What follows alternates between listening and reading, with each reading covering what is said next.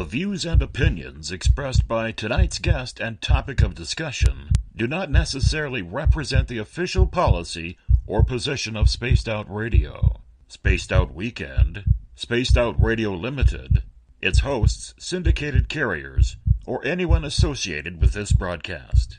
Any rebroadcast, reproduction, or other use of this broadcast or podcast without the express written consent of Spaced Out Radio or Spaced Out Radio Limited is strictly prohibited.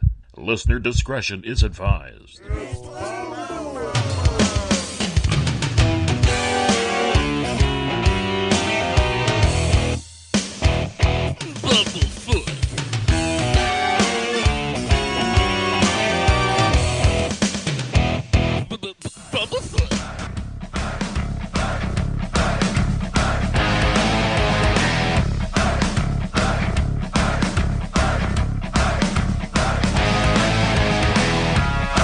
Are you experienced? Stop right there!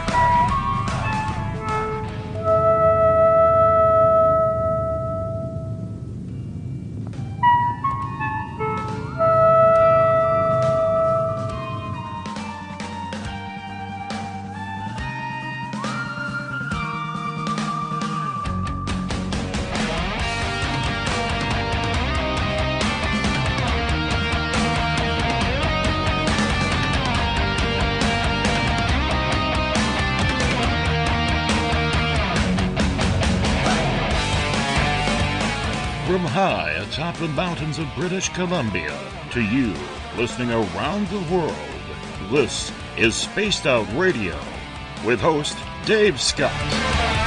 They let us play with all our toys, they let us think that we're big boys, they let us make a lot of noise, but women rule the world. They let us think we're Superman. You can follow us on our website, spacedoutradio.com, on iTunes and TuneIn.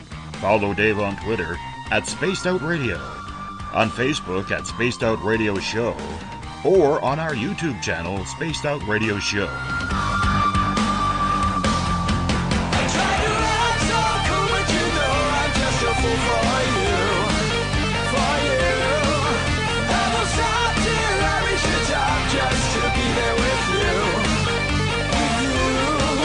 Dave, oh Dave, are you playing with Bigfoot and aliens again? Dad, you gotta stop haunting the ghost. It's scaring them. Alright, seriously, put down the pointy sticks. Oh, the deeper I fall.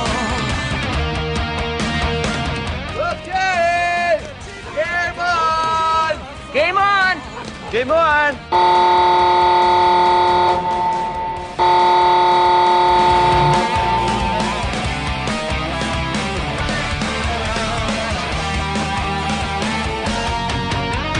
The password is... All right. Buckle up, space travelers. It's time to go for a ride on Spaced Out Radio. Mr. Bumblefoot, Dave is ready for liftoff. I try to act so cool, but you know I'm just a fool for you. Seriously, Dave? Really? Aren't you a little old for a tinfoil hat? Hello, Toby. Bye-bye. Love you. Bye-bye. Yeah, just please take your seat about it. We're with you. It's time for pickup.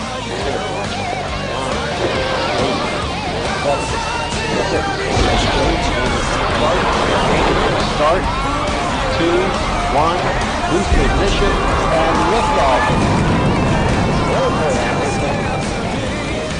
I'm such a lucky guy, 'cause after all this time, it's like the deeper I go, the deeper I fall. The deeper I go, the deeper I fall. Good evening and welcome to Space Out Radio tonight. I am your host, Dave Scott, and it's good to have you along for the ride on this Friday, April 14th, Saturday, April 15th. If you're on the East Coast, hope you had a great Easter Good Friday. We are live right here in Uncle Jimbo's cabin, right here in the Great White North, live 7 days a week. Let's welcome in everyone listening in on our terrestrial stations, the United Public Radio Network on 107.7 FM in New Orleans and over 160 countries around the world. WQEE 99 Rock the Key down in Noonan, Georgia, home of The Walking Dead. We are also live on spacedoutradio.com, on Spreaker, on the Renegade Talk Radio, the High Plains Talk Radio Network, and on Revolution Radio. Remember, the Double R Machine is a donation station financed by you, the valued listener. Head on over to freedomslips.com and donate today. If you like our theme music, you can thank Mr. Ron Bumblefoot THAL, formerly of Guns N' Roses, currently of Art of Anarchy. Bumblefoot is the official sound of SOR. Hey, if you're a social media junkie like I am, give us a follow on Twitter at Spaced Out Radio. Give our Facebook page a like, Spaced Out Radio Show. You can tune us in on TuneIn. Download this show and others on iTunes. We're on RadioGuide.fm, TalkStream Live, and Stitcher. Our YouTube channel, where we store our archives, is Spaced Out Radio Show. And, of course, our website is spacedoutradio.com. You can also go to patreon.com. For as low as $1 a month. You can become a patron of Spaced Out Radio as well. If you want to take part in this show, what I ask that you do is sign into one of the chat rooms. You can either go onto our website, spacedoutradio.com, click on Listen Live, go on to Revolution Radio, on Spreaker, on the UPRN chat room, or if you're a valued member of the SOR Space Travelers Club, like Gail, KJ, Bill, Joe, Gloria, Claudia, you know who you are. You can chat in there as well. Or, if you're on Twitter, use the hashtag Spaced Out Radio. It's right in front of me. I'll get to your questions and comments in there as well. If you head to our website for $5 a month, you can join the SOR Space Travelers Club. You can also check out the Encounter Online, our brand new news section set up by our editors, Eric Markham and Everett Thiemer. Got them confused there. You can also check out my latest blog there as well. And if you had an experience you can't explain, fill out a Sightlines report. Our researcher, Mike Schmidt, is ready to find out what's going on. Today, we look up into the skies where things just may not be the way they seem. For there are craft up there. Some humans, others, well, let's just say even the most top-secret government officials don't know what they are. But they do know that there are anomalies flying around Earth's skies. Joe Montaldo, our guest tonight, has had some of those same questions since serving on the U.S. Navy's USS Nimitz in the late 70s, early 80s. Joe is the founder and national director for ICAR, International Community for Alien Research. ICAR has close to 7,000 abduction cases on file. Joe has been a researcher, investigator of alien contact, abductions, and experiencers for more than 20 years. He is the owner of the United Public Radio Network, which we broadcast on nightly, and the host of Wake Up USA, a UFO study talk show. He is also a board member representing contactees for Dr. Michael Sala's Exopolitics Institute. He's a busy man. He wears many hats, but he's got a great mane of hair. Joe Montaldo, welcome to Spaced Out Radio for the first time. How are you? I'm pretty good, Dave. But let's clarify, I got half a great mane of hair. All the sides are gorgeous, the top still shines. But it's interesting. It's just, guys, I'm sorry, I'm lazy. I don't want to cut my hair. I don't blame you. To be honest with you, at one time it was down in my ass, and then I cut it and I donated it to Locks of Love, which are, anybody who's had children are having cancer, they use it to make wigs. They ain't near that thick anymore, guys. But what's up there is a recent picture, so if anybody's seen it, that's a recent. The one what y'all had on your site must be like, I don't know, that's some little ugly ass picture from God knows where. But anyway, thanks, Dave. I appreciate being here. I always love doing radio. I can't ever shut myself up, so there's nowhere else better to be but on the air. Absolutely. And you know what? On behalf of all Spaced Out Radio listeners, my friend, I want to say thank you for giving us the opportunity to broadcast on the United Public Radio Network. You were looking for a nighttime show. We were looking for new homes. And you know what? We really appreciate you taking a shot on us because you've given us a hell of a lot of listeners, my friend. And I hope we're there to keep you happy as well. Yeah. Well, y'all doing a great job. I enjoy the shows. Everybody who works, so y'all do a great job. Everybody's really nice over there. So far, I haven't heard anything negative, which, by the way, is a little creepily weird. Usually somebody's got to write to me and gripe about something, but so far so good. And I have noticed, let's be honest, the slots before that, the 3 hours we're talking about here, If we were lucky, we were running reruns, maybe 5,000 listens an hour, 7,000 listens an hour, something like that. Well, that's increased greatly, so I'm quite happy with that.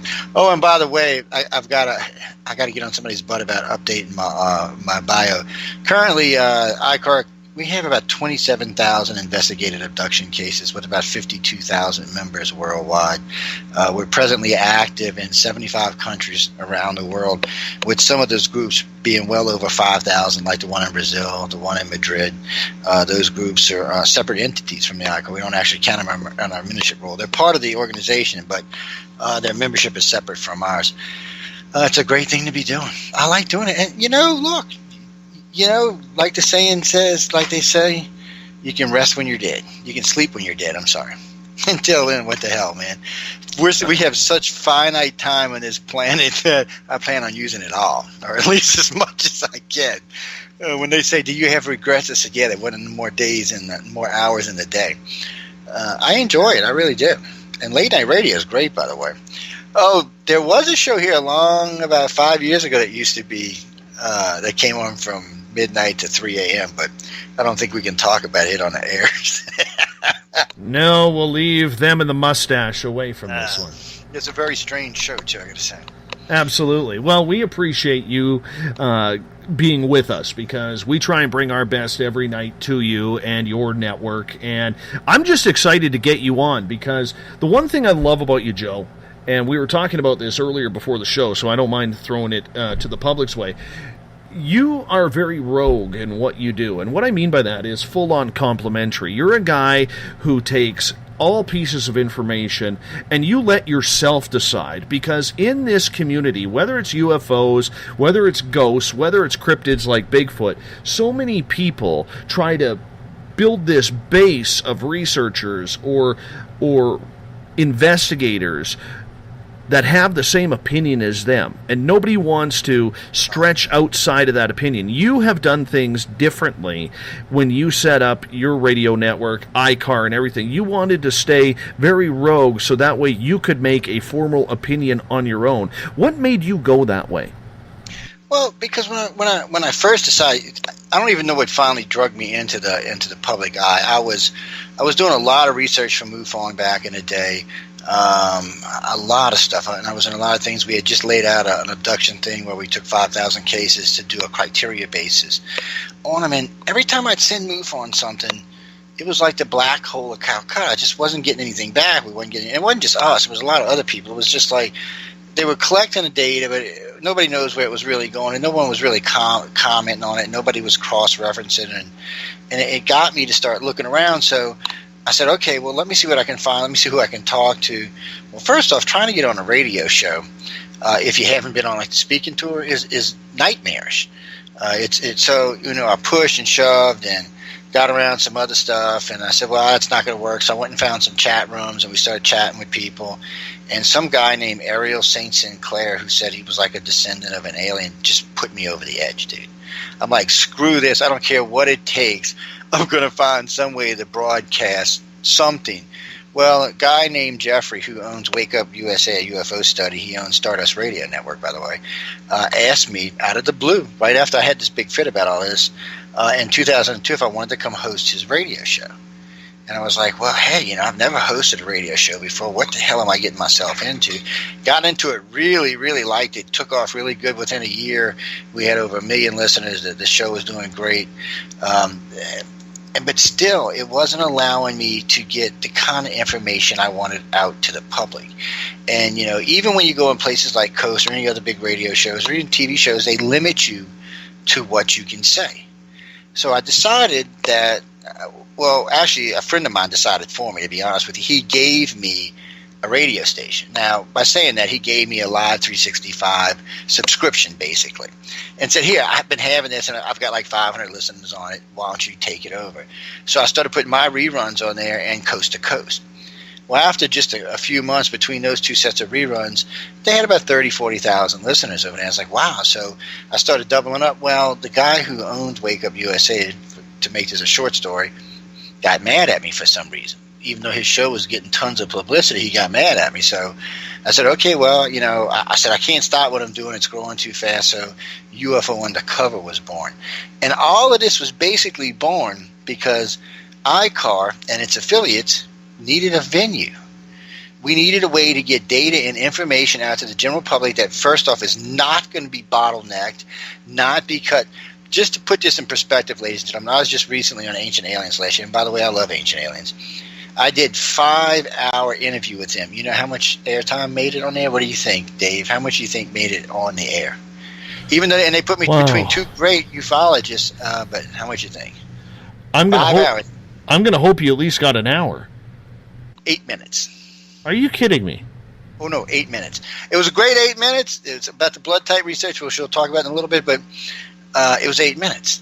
Now, and they put me between John Mack and I think it was Bud Hopkins, between two great researchers. I mean, I was personally very happy with it, but still, 8 minutes.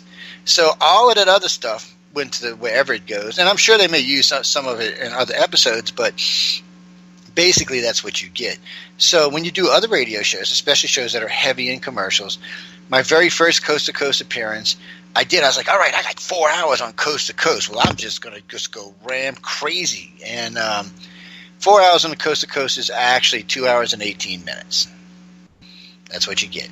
And a good, out of that 2 hours and 18 minutes, a good 30 minutes of that is taking questions at the end of the show, maybe 35 minutes. So you get about an hour, 20 minutes to actually talk to them. So those kind of things, and I love all these shows, by the way. I'm not criticizing, but we needed more talk time. So I established a network, set it up to where we did 2 hour shows, where we did 5 minutes at the end. We basically would make sure out of a 2 hour show that no more than 20 minutes got chopped out for any type of promos or anything else. So that way you always had at least an hour 40, an hour 45 minutes of just conversation. Just pure out conversation, no edited, no squeezing, no cutting, no floor, no nothing, everything just the way it is, live on the air, so everybody on the planet can listen to it at the same time. And that's really what it was about, because still to this day, and I've been all over the place, still to this day, if you want to get information out, you can call any major show, any major TV show, and you'll probably get on, but they're only going to take the amount they want. And you're not going to really be able to get whatever agenda it is you're out trying to push through. It's just they're not going to give you the time to do it. And it's all about making money for them. For us, it's all about research and truth. For them, it's all about making money. And don't get me wrong, I wouldn't mind making some money, but still, I want the truth. I didn't get into this, as my wife reminds me and friends, I could be fully retired right now, ladies and gentlemen. Between what I spent on the station and ICAR, I could be retired living comfortably. And but I want to know the truth. Why does this go on? Why do brilliant people tell me they've been abducted by aliens? People who have lives and careers and sensitive positions tell me I've been taken by aliens. You look at them like, what are you, crazy? Who took you? Where? What? But some of these people, their credibility is impeccable, and it's you just have to stop and go, what the hell? And it's a driving factor in all of this. And if it was one person or two people or three people or 5 people or 10 people, I might be able to let it go. But, between us and everybody we've done it, there's a good 50,000+ cases that have been investigated worldwide. And you can't say there's nothing going on. You got to know what the hell it is. Hey, Dave, what color eyes you got, man? I'm a blue-eyed guy. Oh, shucks, man. I got to watch my language. Oh, shucks, Dave. You're probably being probed. Anybody else out there got blue or green eyes? Tell me about it? You know what? I can tell you right now, from what I know from my own situation, I know I've been taken. My wife gets taken a couple times a month. Our little guy, who's 3, has been taken twice. Oh, yeah. Way more than that, my friend. But, oh, yeah. And the two daughters have not. But one is very, very intuitive, and the other one has a relationship with the fairy folk that are in the yards of our property. Mm-hmm. I'm going to give you some little awakening lessons here, probably aggravate you a little bit. All abductions happen pre-birth, all of them. Doesn't matter who they are. If you're part of the family line, if for some reason somebody back 100 years, 500 years, 5,000 years, 500,000 years ago were taken in your family line. They take everybody in your family line. The only time they stop abducting people is if for some reason they deem you not on the path they're moving on or not useful for whatever reason. There is no stopping them. There's no way you're going to ever stop an abduction. You can pray, you can jump up and down, you can do whatever they want. They are far, far, not just physically advanced, but mentally advanced. They're way, way beyond us. And I think where most contactees make the mistake is they identify with their experience. But you can only judge an alien experience by a human mind, and it's really hard to do, since really, if you start thinking in a spiritual or enlightened way, they're eons ahead of us. There's no real comparisons. It's like when people tell me, "Well, I was on the other side with the aliens." No, you weren't, because your consciousness level is just not going to get nowhere near that. I mean, you're talking about races 1 billion years old versus a race that's 100 million years old. Well, not even. I'm sorry, 2 million years old. I apologize for that. So there's just no. It's trying to explain to an African who's never seen a human before what an airplane is, or what a laptop is, or what a cell phone is. There's just no reference point. There's no way to identify it. There's no way to make them understand, because there's nothing they've ever seen before that can even lead in that direction. And that's where a lot of contactees make their mistakes, because they're trying to identify a situation that really is outside of their realm of identification. So what happens is, like everything else, you know how humans see faces and fires? So your mind actually tries to put the pieces together, so it becomes a scenario from one place to the next place to the next place. So what we've learned, and I always hate to say this because contactees get so mad at me, but basically about 80-85% of everything in a contactee's head is complete utter nonsense and total BS. It's either between cover memories, or looped memories, I should say, because they don't really use cover memories anymore. Between looped memories, round memories, and just stuff that your mind has tried to put together to make sense out of what's happening to you, a good chunk of what you think is wrong. These days, we have abduction criteria going back 35 years now. Just in the Gray questionnaire alone, 17,000 people have taken this. So we have done a comparison study on that 17,000 plus the over 15,000 cases in the abduction file. So it's 32,000 Gray cases investigated. There's so many commonalities and similarities that it gives you a path. It actually lets you see both from the past to the future. And here's another thing most people don't realize, especially with the Grays and the reptilians. Those abductors, the ones that are taking you right now, are the same ones that took your great-great-great-great-great-great-great-great-great-great-great-great-great-grandmother 55,000 years ago. Same one. Deal with that one. It's not. Their lifespans are far more than ours are, and the funny part is, because ours are so short, we see things in fleeting moments. Theirs is so long they don't. 100 years to them, well, it's probably like 2 or 3 days to us. It's just not the same thing. They don't even view it the same way. Their goals are much longer, much further stretched out than what we realize. The amount of agendas going on are much greater than I think any of the researchers really pay any attention to. But going back to the basic abduction stuff. So what happens is, Dave, they took your mom when you were preborn. She was abducted. They checked you out. They put her back. Probably somewhere within 6 months of you being born, they took you again. They probably took you several times up until around age 6 or 7. They probably slacked off around then a little bit, but they were still taking you. When you hit puberty, the type of experiences you started having were going to be different. Those are the ones that they block out the most, because those are usually the ones that are the harshest. They range from different types of breeding programs to different type of endurance stuff to even a lot of off-craft, off-world type of stuff on board the ships mainly. When you hit 30, 31, 32, it changes again. What really happens is at different points in different people's lives, they reach a point where ET allows them to start to remember. And you can remember, you may start to remember, it may start when you're 1, it may start when you're 35, it may start when you're 50. There's no way of really knowing, because it has more to do with the individual and what they can actually handle than it does anything else. Because humans are fragile creatures. We like to make ourselves into these beings but we're not. We're fragile. In the grand scheme of the universe, we're extremely fragile. So, and our egos are extremely fragile. When you're taken, it's one of the funny things about aliens, even when you think about some of the good stuff they might be doing, when they come and take you without calling you up and say, hey, Mr. Scott, we're going to be in your neck of the woods up there in Canada land, and we're going to swing by, and we're going to take you and your wife and the kids, and we're going to take you for a ride. We're going to do a little checkup, a little probing, a little investigation work.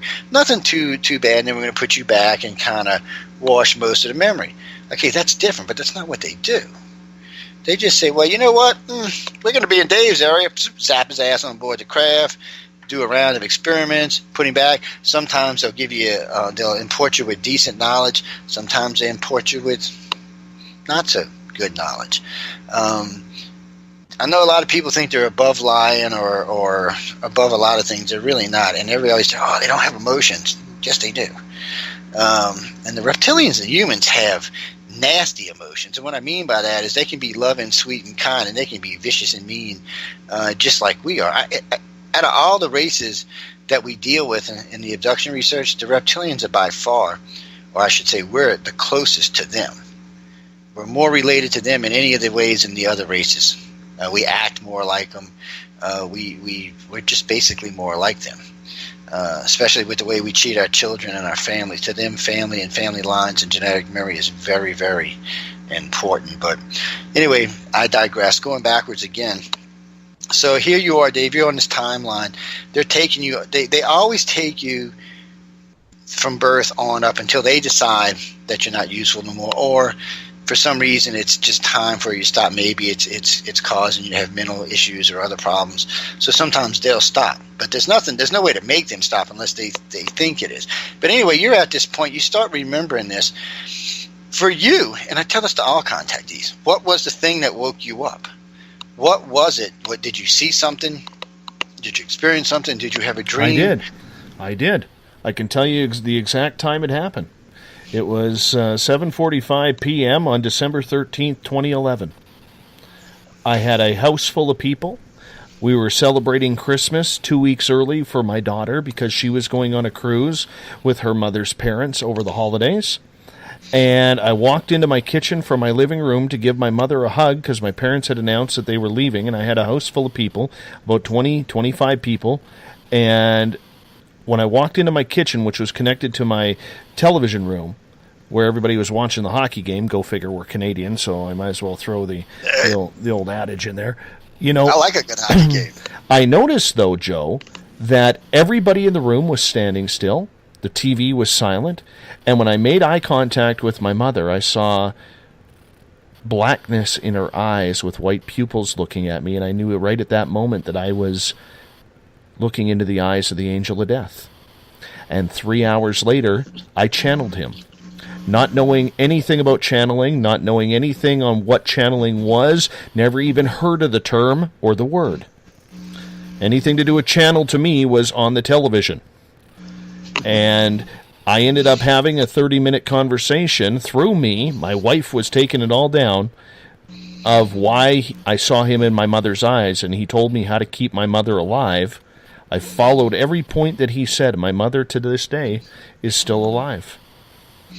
So what do you think triggered that?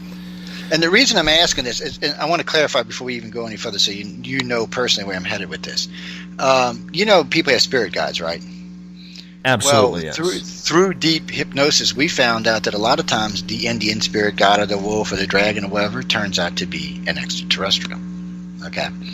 And we've also found out over the years that they will appear to people as different things and guide them out of safe places or into safe places, or even in ways to heal them. We have 2 cases in California where these women were in stage 4 cancer that are both still alive today. And we're going back 20 years. Stage 4. Back then they couldn't. Stage 4 meant, yeah, you're dead in how many ever days you had. And I want to put that across because it's hard to get this into people's heads. ET has a way of manipulating us almost on a matrix type level.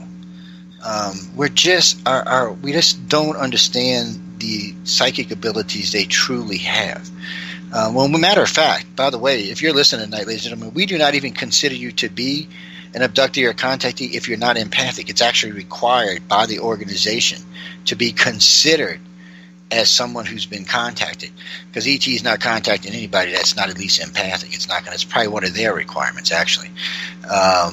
It's something we learned at a very early time.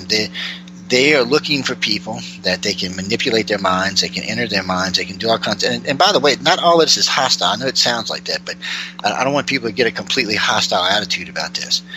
So all of this is going on. They can track all of this, but the key point is they can make you feel, see, or think anything that they really want to.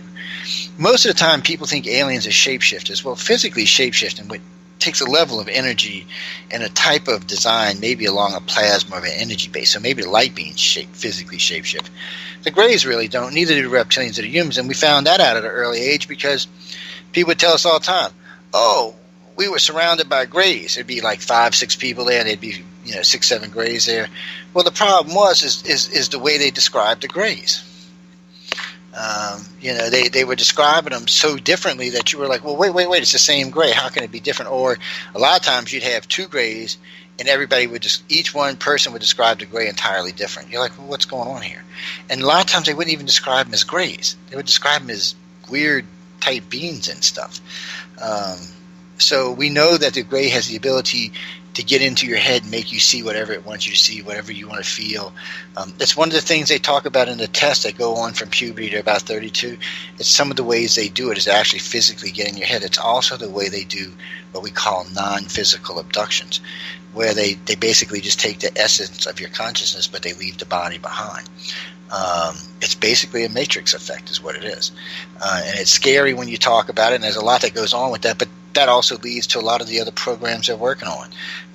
People talk about the different types of bodies they see on board the ships and types of tubes, rows and rows of bodies standing there. That's so they can upload consciousness to it. As far as I understand, the 3 major races that abduct basically don't have any lifespans because any limited lifespans because they have the physical ability to upload their consciousness to a new body. And it doesn't have to be a cloned body, just a body. Usually grown from your own DNA as like your own child or something like that, where you can inhabit it. It's a technology beyond us, but it's not a technology we don't understand, and it's not a technology we're not working on. Remember, we've been trying to figure out how to upload consciousness to computers for 2 decades now, and have had some success with it. And we already know how to grow bodies, so hell, we can do that as well. But it's hard to make people understand that, there's not a bunch of random craziness going on with all these abductions. This stuff is quite a bit more focused than most people realize it. And the reason why they or the government don't rule in all the people saying all the different stuff is because it makes the field sound crazy. It takes away credibility from the field, and it makes less people want to look into it because some of the stories are so outlandish that you're like, wow, really? Okay. Just put this into perspective for everyone listening tonight. I don't know how many of y'all have heard the aliens are evil, the aliens are good, the aliens are here to enlighten us, the aliens are here to enslave us. Okay, let me explain this. They've been here anywhere from 25,000 to 2 or 3 million years. We don't know for sure. We know they've been here a long time. Any time along that time, any time in the last 100 years, 500 years, 1,000 years, it would have been quite easy for those to take us over. Even with just one spacecraft, they could have conquered the whole world. If they wanted to enlighten our species, we should be beyond anything. War should be over with. Famine should be over with. After just 1,000 years of them being here, we should be so enlightened that we don't even have these kind of thoughts in our heads anymore. But we're not. We're not conquered, we're not destroyed, and we're not enlightened. I tell this to people all the time. You have to judge the aliens like you judge anybody else, by their actions. Not by their words, but by their actions. Look at what they do. Does this planet look enlightened to you? Take a good look around. Last time I checked, it looked like we were about to start World War III. That's y'all's Canadians' fault, by the way. I'm blaming it on y'all. Why are you blaming it on us? Why are you blaming it on us? It just sounds like a good idea. Son of a gun. Yeah, the whole blame Canada aspect, that's got to go out the door. It really does. That hurts our feelings. And the worst part about it is you're saying this humorlessly, but me as a Canadian, all I want to do is apologize and say sorry. No. I got a lot of friends in Canada, but I asked a good friend of mine. We're just gonna call her Cougar. A long time ago, she lives way up in northern Canada. Like, first time I met her, I said, it's winter down where I live in the bayou, and it was like, I don't know, 68 degrees outside, middle of January. I said, so how is it up there? But it's about 44 below. And I'm like, why are you living there? I said, I would have already packed my stuff up and been headed anywhere but there. But you see, over there in BC, in Vancouver, British Columbia, it's, that's where Alfred Weber and all them live. It's great over there, man. It's a beautiful part of the country. Beautiful part of the planet, for that matter. All up in there. It's just really, really pretty. And it doesn't seem to get as bad as weather as other places up there. Oh, man. I moved from the Vancouver area about a year and a half ago. I moved up into central British Columbia, and we topped out at minus 36 degrees Celsius this year. That was cold. And that's the coldest I've ever been in. Usually around Vancouver, you get the odd minus 5, minus 10. Every odd winter, about every 10, 12 years, it would drop to like minus 15 or 20 for one day or two, and you're thinking, man, that's cold. I had never experienced cold until I moved up here. But I tell you, I look around my area now. There's probably within an hour's drive of me about 500 lakes I can fish in. There's Bigfoot everywhere. There is UFO sightings everywhere. Miriam Delicato. I just happened to move to the town where her abduction happened. Yeah, she's an interesting interview, guys. She's in this Contact the Abduction study we got running right now. In 2012, I think it was, or 2011, I did a series of shows on UFO Undercover. I did the top 20 known abductees at the time, and we did 3 panel shows. It was very good stuff. We're rerunning it right now is what we're doing with it. But she's a lot of fun to interview. And you can kind of tease with her, too, to get her to get in some other stuff. But I actually enjoyed interviewing. And that's a beautiful part of the country up there, too. Oh, yeah. It's but see, that's what I did. I got out of the city. My business is in the city, maintenance solutions, but I live up on the Gulf Coast now, and it's beautiful here. You walk up my back door, I got a bayou, I got a boat launch out of my back door, my dock, and my bayou's right there, and a little sunset over there, right? It's just, I think the Gulf is maybe, 75 yards, 100 yards from my bayou, so it's just beautiful, and it's peaceful, it's relaxing, and there's a lot of UFO sightings here. It's a hot matter of fact. There are some, I might as well tell you, but these are 2 really good ones. One, me and my wife and my son experienced, my son's 31 now, so this would have been about 26, 27 years ago, not more than a block from where I'm living right now. We were sitting out there, and we seen, it looked like something glowing out in the water, I don't know, maybe 300-400 yards off the coast.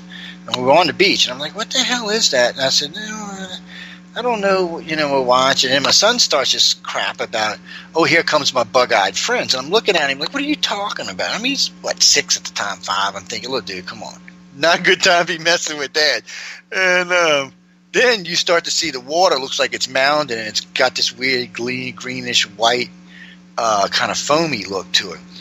And then you see it, the water dome starts to rise even more, and it's starting to look like a wave, but it's a round wave, and then it gets up, and you can see the water start to run off the edges of this thing, and it's got this bluish-greenish glow as the water runs off of it. And the damn thing just sits there for a minute or two, just hovering, and then just started drifts over us. We're pretty sure there's some missing time, but nothing came up under hypnosis, but still, it seemed like there was something weird went on, and then I just drifted away. So I was like, wow, okay, that was just crazy. Well, I don't know. Here we are, 15 years later. I get a phone call from 2 state troopers. They're sitting on the beach, how they park side by side with each other talking. And as they're talking, all of a sudden you hear one of them start going, what the bleep, what the bleep, what the bleep is that? And he's describing the same thing I just described to you, almost to the T. He's almost sitting in the same spot we were. So he turns his smart dude turns his video camera towards it. So he's got a video camera. He's trying to watch it. Well, nothing came up on the camera, but luckily his partner turned his camera, and a good chunk of it made it onto that camera. So we got to see it. It was basically the same thing. It came up, it came out the water, it was glowing, it floated over the 2 squad cars, and then drifted down over Beach Boulevard Highway and then just disappeared. And that's another weird thing about UFOs. You never really see them streak off. You always hear people say, oh, and then it disappeared, like a doorway opening and closing. Not so much like I went into warp drive.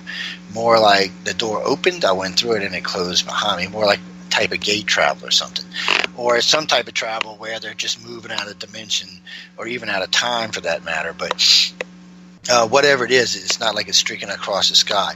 Also, too, and I tell this to people all the time, more than likely, if you've seen a UFO, I mean a real UFO, because unidentified flying object can be any damn thing, but if you've really seen what you would consider to be an extraterrestrial craft, more than likely you've been taken. We learned a long time ago that UFO sightings are not by accident. These craft are very sophisticated, and think about this, guys. Even if they did do it by accident, they could easily wipe it out of your head with pretty much a thought. So the fact that you've seen it and remembered it suggests that they wanted you to. These are what we call trigger memories. These are things left behind to either trigger you that you have just been taken or just been put back. Sorry, I don't know where that English came from.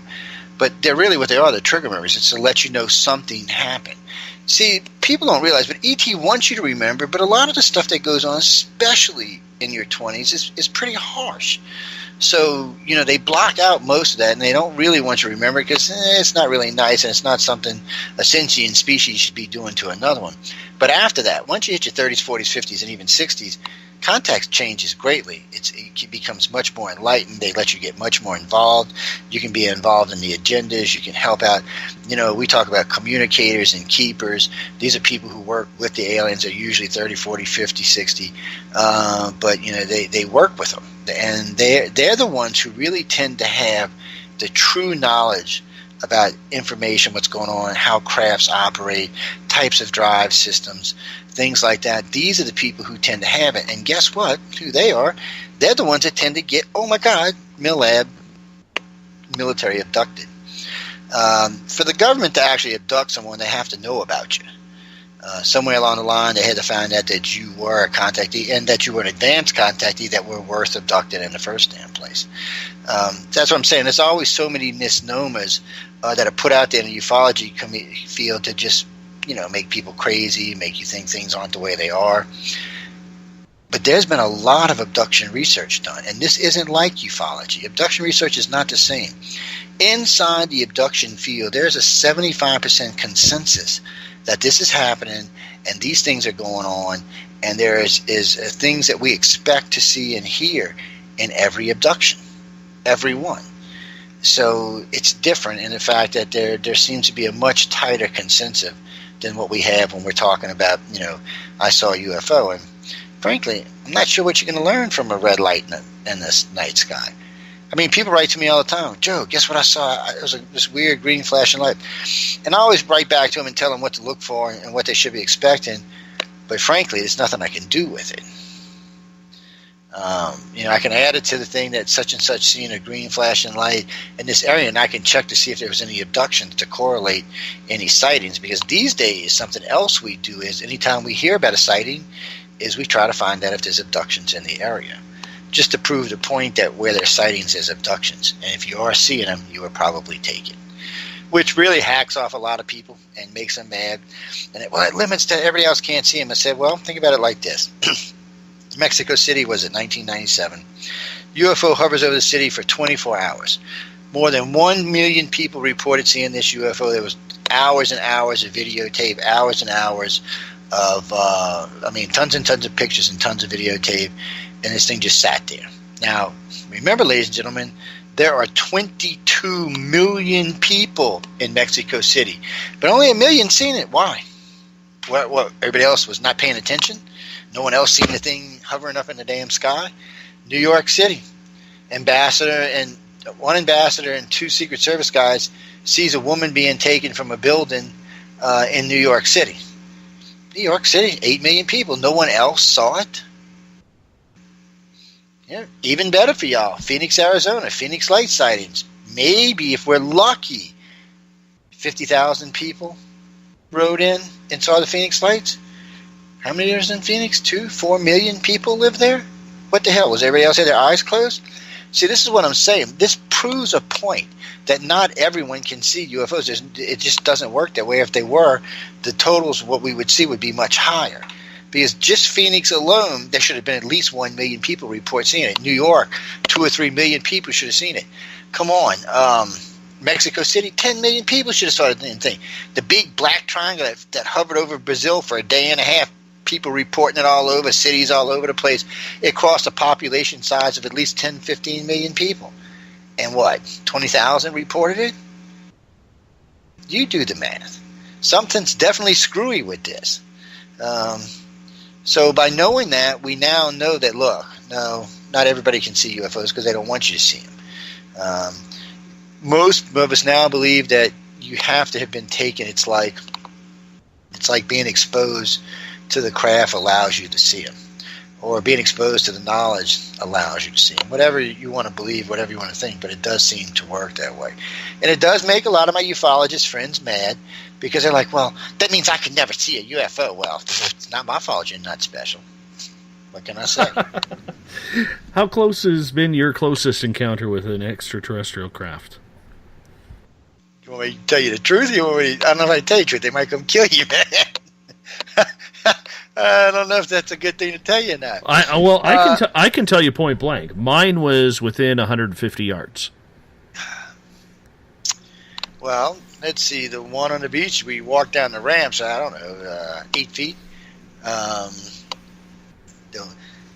have to tell you about the surfing aliens, but the thing about it is there's been sightings, like one of the ones that MUFON investigated us for was a sighting in Navarre Beach, Florida, where this thing landed on the beach. And basically what they were doing were walking everybody in. It was like they were taking them, transporting them out of the hotels in the local areas, putting them right down the beach, and then walking everybody up. I don't know why they weren't just putting them in a craft. I didn't understand that part, but they were walking them up into the craft. And we're talking hundreds, maybe even a couple of thousand people. But, you know, a lot of people remembered, a lot of it didn't. Then that launched a whole new investigation that we found that a lot of people who go to Pensacola, Florida, Navarre Beach, Destin, lose whole weeks. I mean, literally talked to more than 100 people that went down there that just didn't even have pictures down there 8, 9, 10 days, didn't even have pictures of their vacation. No one seen them in like 5, 6 days at the hotels and stuff. It was crazy, crazy stuff. We know there's a big base down there. We know that right outside of Navarre. There's a base. Matter of fact, if you're brave enough, ladies and gentlemen, I'll tell you right where it's at. There's a base called Eglin Air Force Base down there. And if you go to Navarre Beach, you drive to the end of Navarre Beach, it goes right up against the base in Eglin. If you cross the fence right there, you can walk around. If you walk in the ocean, walk down there. Be careful because it's also a nudist beach for the military. But anyway, you walk down there it's about a quarter mile. You're going to see a building just sitting there, just some brick building in the middle of a sand dune in the middle of nowhere. Just walk there, walk on the right side of it, and you're going to see a doorway. If you open a doorway and you look, there's going to be a stairwell going down, I don't know, probably 9 or 10 stories down, floors down. Just go for a walk and see what you find.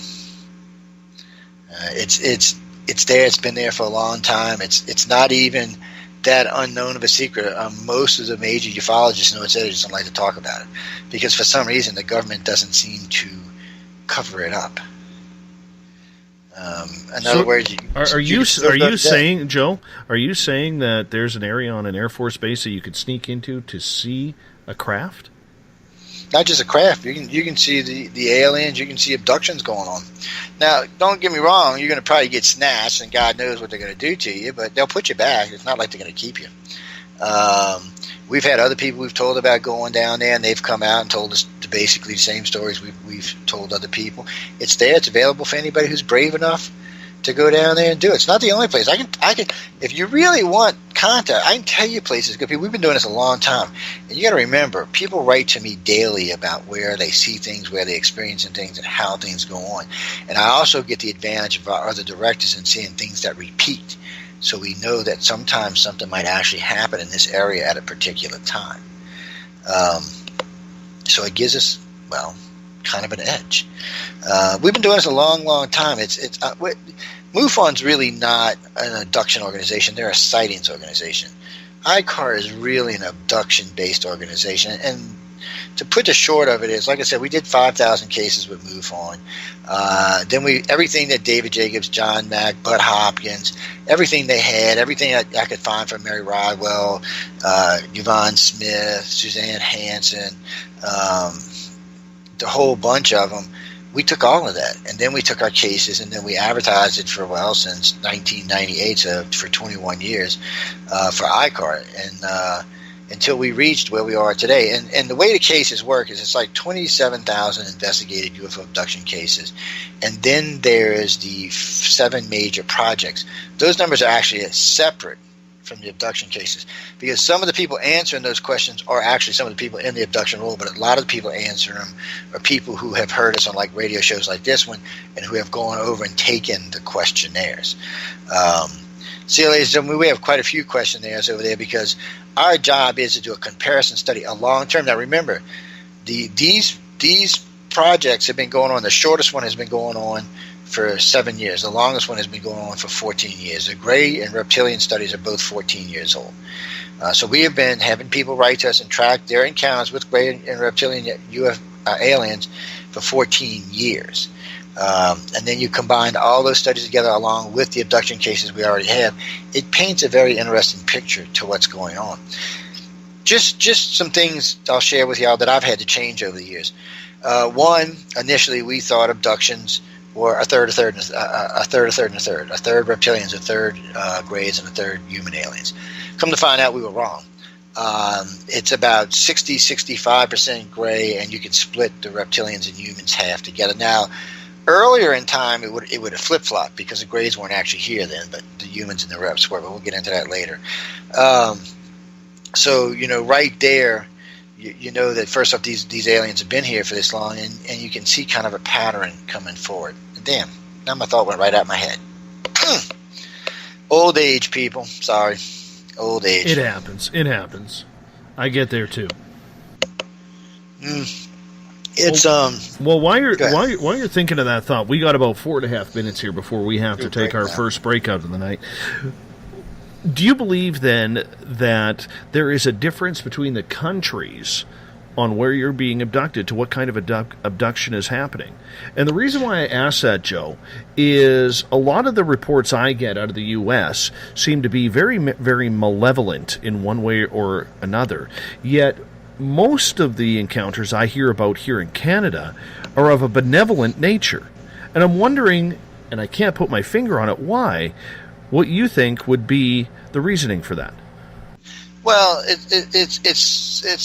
it's kind of sort of more than likely Americans are going to be more willing to talk about what happened bad, whereas Canadians are going to be more willing to talk about what happens good. And what I mean by that is some American guys may have an issue with saying something about a peace, love, and light experience, even though they had it, because they do have them. We hear about them all the time, but they may be a little bit more standoffish about talking about it.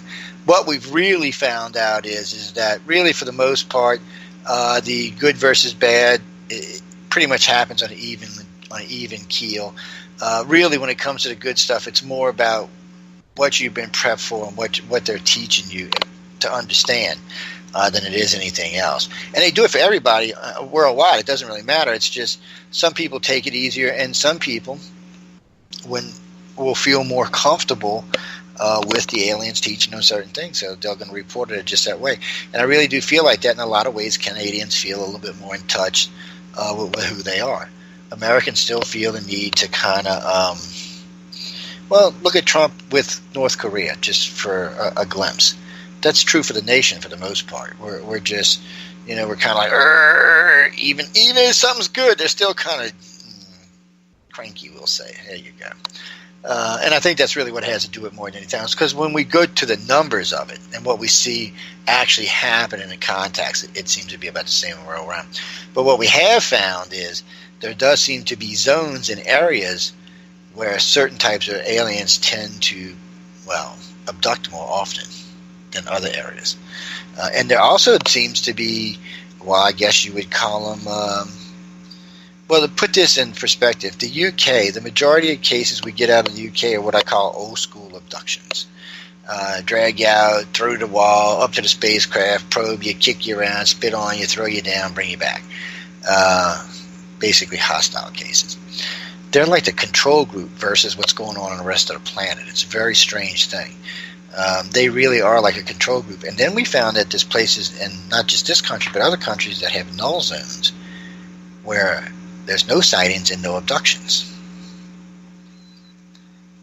Plus, if you are a contactee and you can find one of these null zones for at least a little while, you can get that feeling of whatever that is in the back of your head out.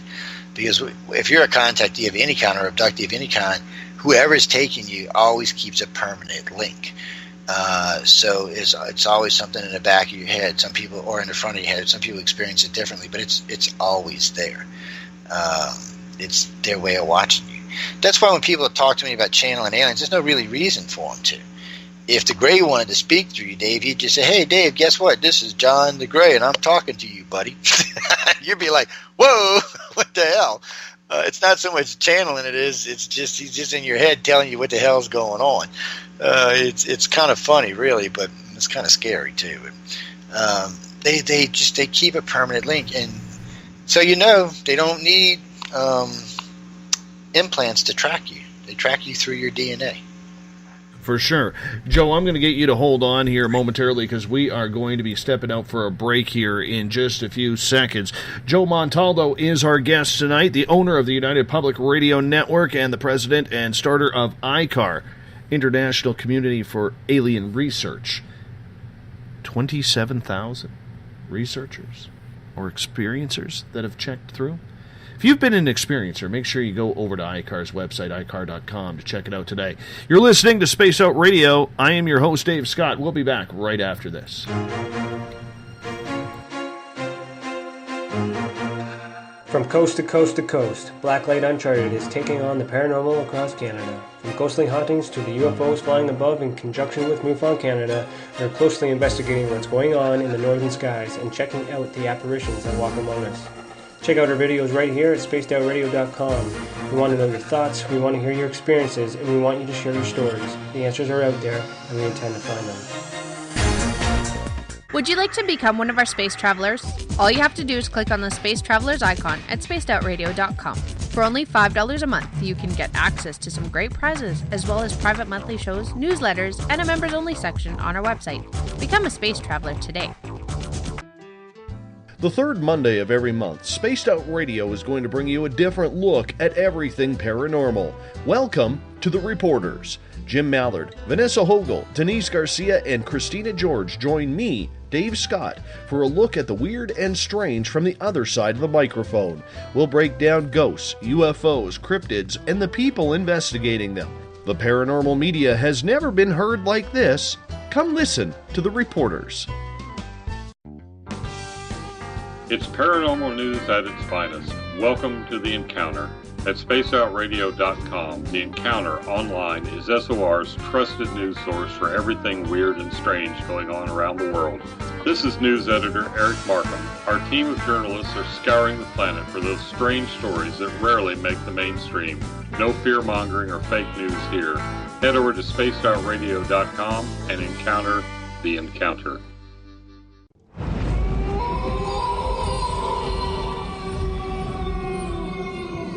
Hey, this is Canadian Paranormal Investigator Mike Moore. The third Wednesday of every month, I'll be teaming up with Dave Scott to bring you Ghosts of the Great White North. Each month, we will bring on guests from across Canada to discuss their ghostly encounters. Canada is a paranormal hotbed with stories you've never heard, so we're going to bring them to you. So get comfy on your Chesterfield, grab a donut, and join us, eh?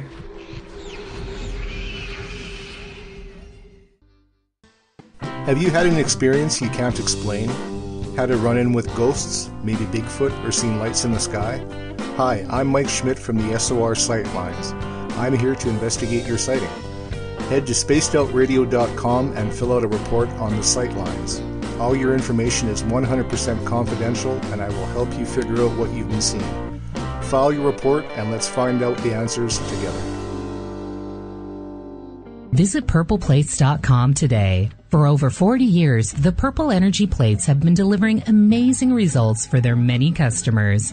Inspired by the great genius Nikola Tesla, the harmony, healing, and energetic effects of the plates have proven over and over to be beneficial and often miraculous to thousands of customers. With their money-back guarantee and the many benefits, how can you afford not to get one? Check their site for daily specials and choose from their many energy products. You won't be sorry. Visit them today at purpleplates.com for mind, body, and spirit, and expect a miracle. Are you interested in advertising on Spaced Out Radio? Head to our website at spacedoutradio.com and click on our advertising tab. There, you will find an assortment of ways you can get your product out there with us, from radio commercials to banners and social media. Have a product you like our hosts to endorse? We can do that too. Visit spacedoutradio.com for more details. Have you got your Cosmic Passport? If you need one, tune in to Cosmic Passport on Spaced Out Weekend. This is Elizabeth Anglin, ET experiencer, spirit medium, and host of Cosmic Passport. Each weekend I'll be bringing you interviews and support from other paranormal experiencers, and the best in intuitive spiritual guidance from across the globe. It's all happening starting at 9 p.m. Pacific Time, midnight Eastern, on spacedoutradio.com. From British Columbia to Northern California, Pacific North Weird has Cascadia covered. Check out our feature videos at spacedoutradio.com, where I, Vincent Zunza, and my super sleuth partner Alexandra Sullivan track down the weird and strange stories from around the Pacific Northwest. From Bigfoot to Mel's Hole and everything in between. This is what makes life exciting. So why report the normal when we can report the Pacific North Weird right here at spacedoutradio.com. Oh, there's only one way to rock. Loud and proud. In high definition. Radio 702 rocks. Las Vegas.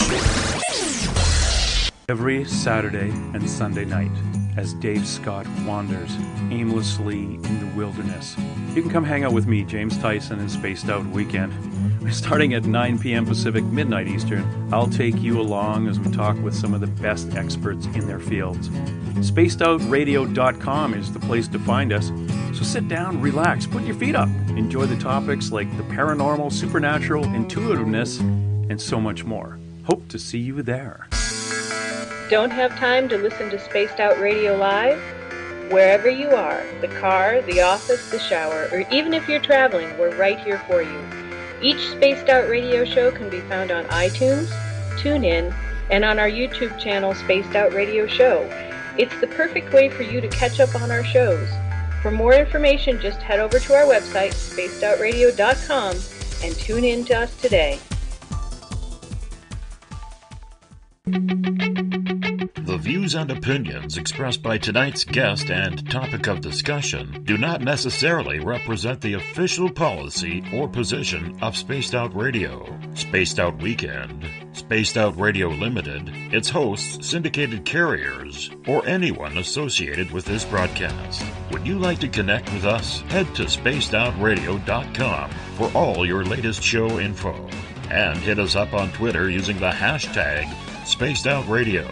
Now, back to Dave Scott and SOR. Welcome back to the second hour of Spaced Out Radio. Tonight, I am your host, Dave Scott. My bags are packed. I'm going to find my Zen and my Chi in the wilderness. But don't worry, we got Spaced Out Weekend, Saturday and Sunday night with Elizabeth Anglin and Uncle Jimbo James Tyson at spacedoutradio.com, starting at 9 p.m. Pacific, midnight Eastern side. You know what? I actually took my dog outside during the break. And it's bloody well snowing again. It's snowing. It's April 14th, for God's sakes. What the hell is it snowing for? Guess I'm packing my parka for my trip into the wilderness for the weekend.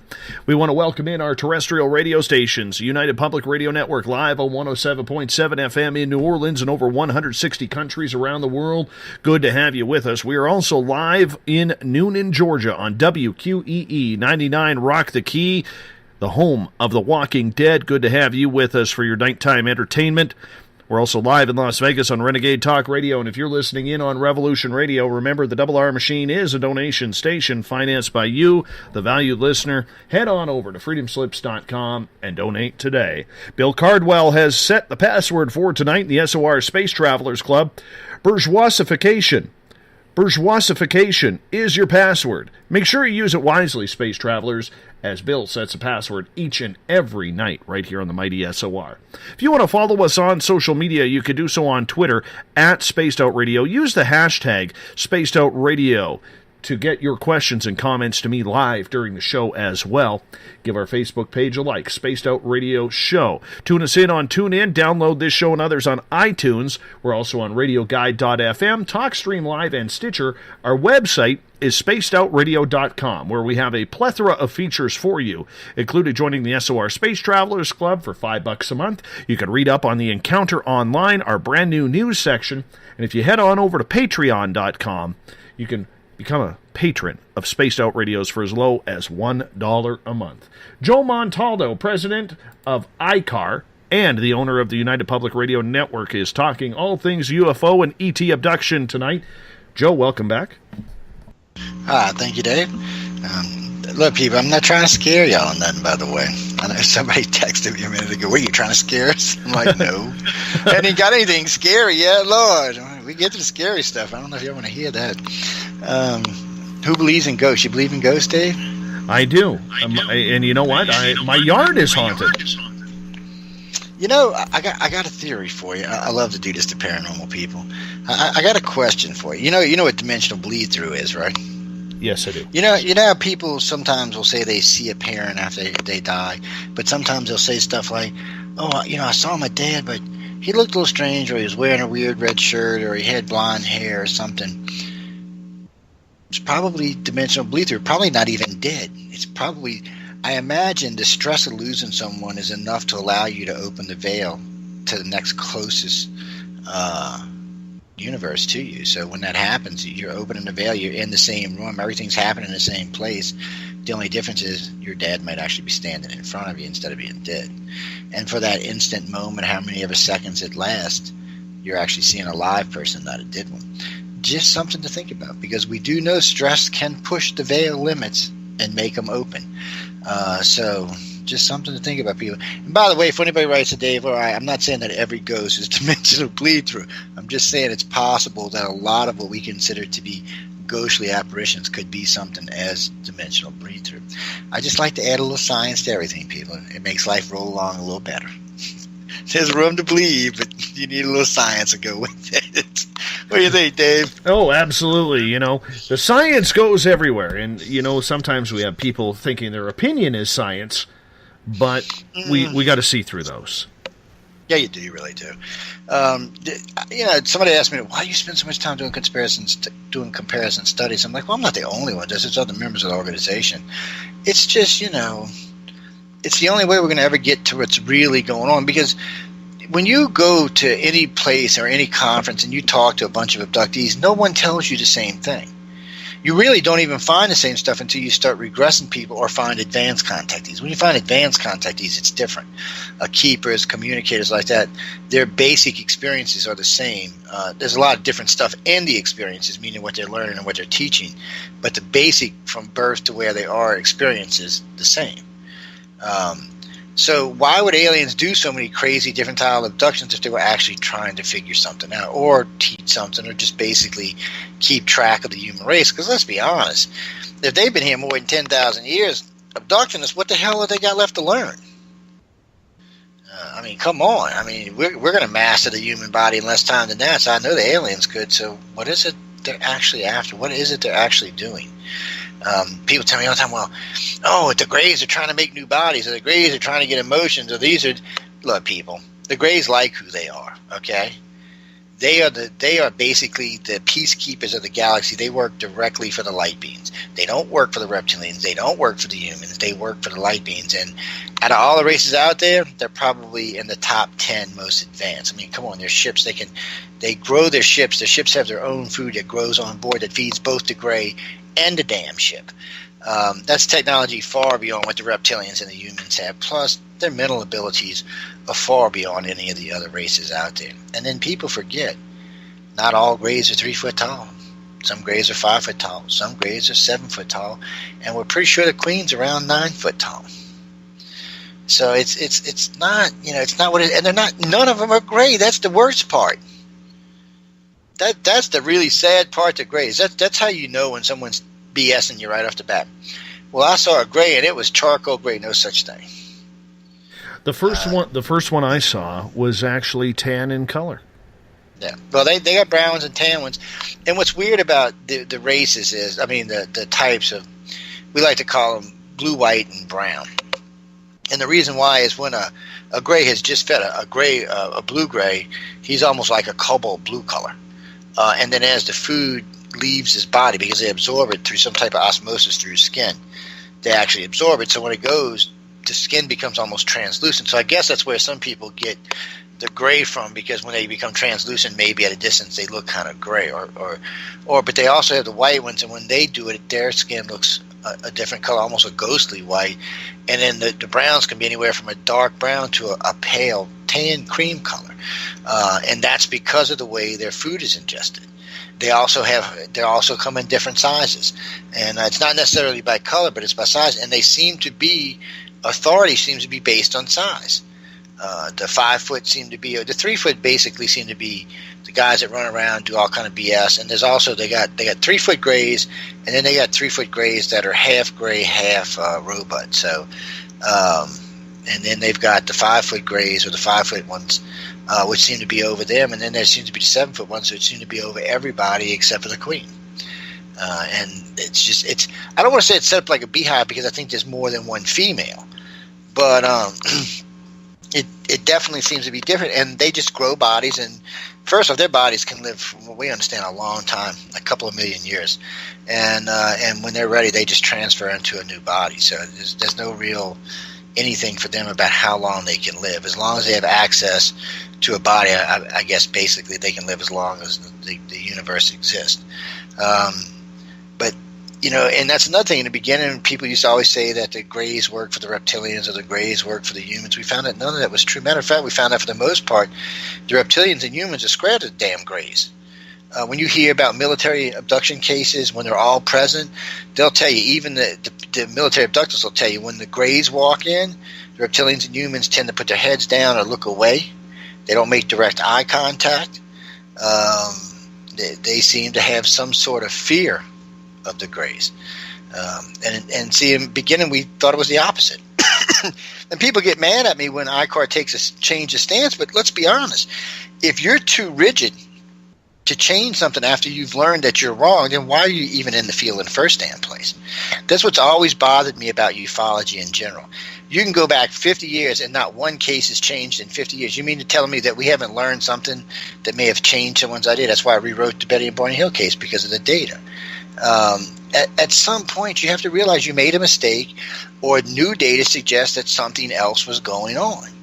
This case, we found that no, the Greys seem to be much more dominant and much more in control, and they seem to be much different than we actually thought they were. And then we found out they have organic spacecraft, and they can interface directly with their craft. Their craft itself can become anything that they want it to be inside when they're doing anything. All the equipment comes out of the walls by thought. It just forms. That's technology far beyond any of the other races out there. So, except some maybe the higher forms, but much more than really, as far as the Greys are concerned, the reptilians and humans aren't that much more advanced than we are. Now, in all fairness, they are far more advanced than we are, probably 100, 200 million years more advanced than we are. But the point being, to the Greys, it's about the same damn thing. They look at them as stupid children just like they look at us. They're like, look, you two, you are no better than the damn humans, or you can't even get along half the time. They seem to be the peacekeepers. And they were probably sent here when they found out that the Greys and reptilians were on the same the humans and reptilians were on the same damn planet. They probably sent them over here to prevent some kind of another interstellar war. Then, no one ever stopped to think that Earth had reptiles on it before us. Everyone always assumes that the reptilians come from a different world. Why? Ever heard of the Pravda map? 120 million year old resource map? Seems like there was an alien race here before us. Oh, I shouldn't say an alien race. It was probably the race that lived here. Reptilians probably evolved on Earth, probably left back when whatever catastrophe happened in the solar system 60 million years ago, because that's when they think Mars and Venus also went catastrophes around the same time Earth did. So they had to leave. Matter of fact, they probably came back and found what they would consider a human infestation. Somewhere along the line, they were fighting with the human aliens, which were here mining and taking resources and doing other stuff. And there must have been a compromise, because it seems like the reptilians were stealing the slave people and breeding with them, and those people being born were different. And the fact that we were different, they were self-aware. The aliens before, or the humans before them, weren't really self-aware in the way we think of it. You know, they had understood stuff like procreate, plow the fields, but they never asked the question, why should I do that, or why am I here, or anything along those lines.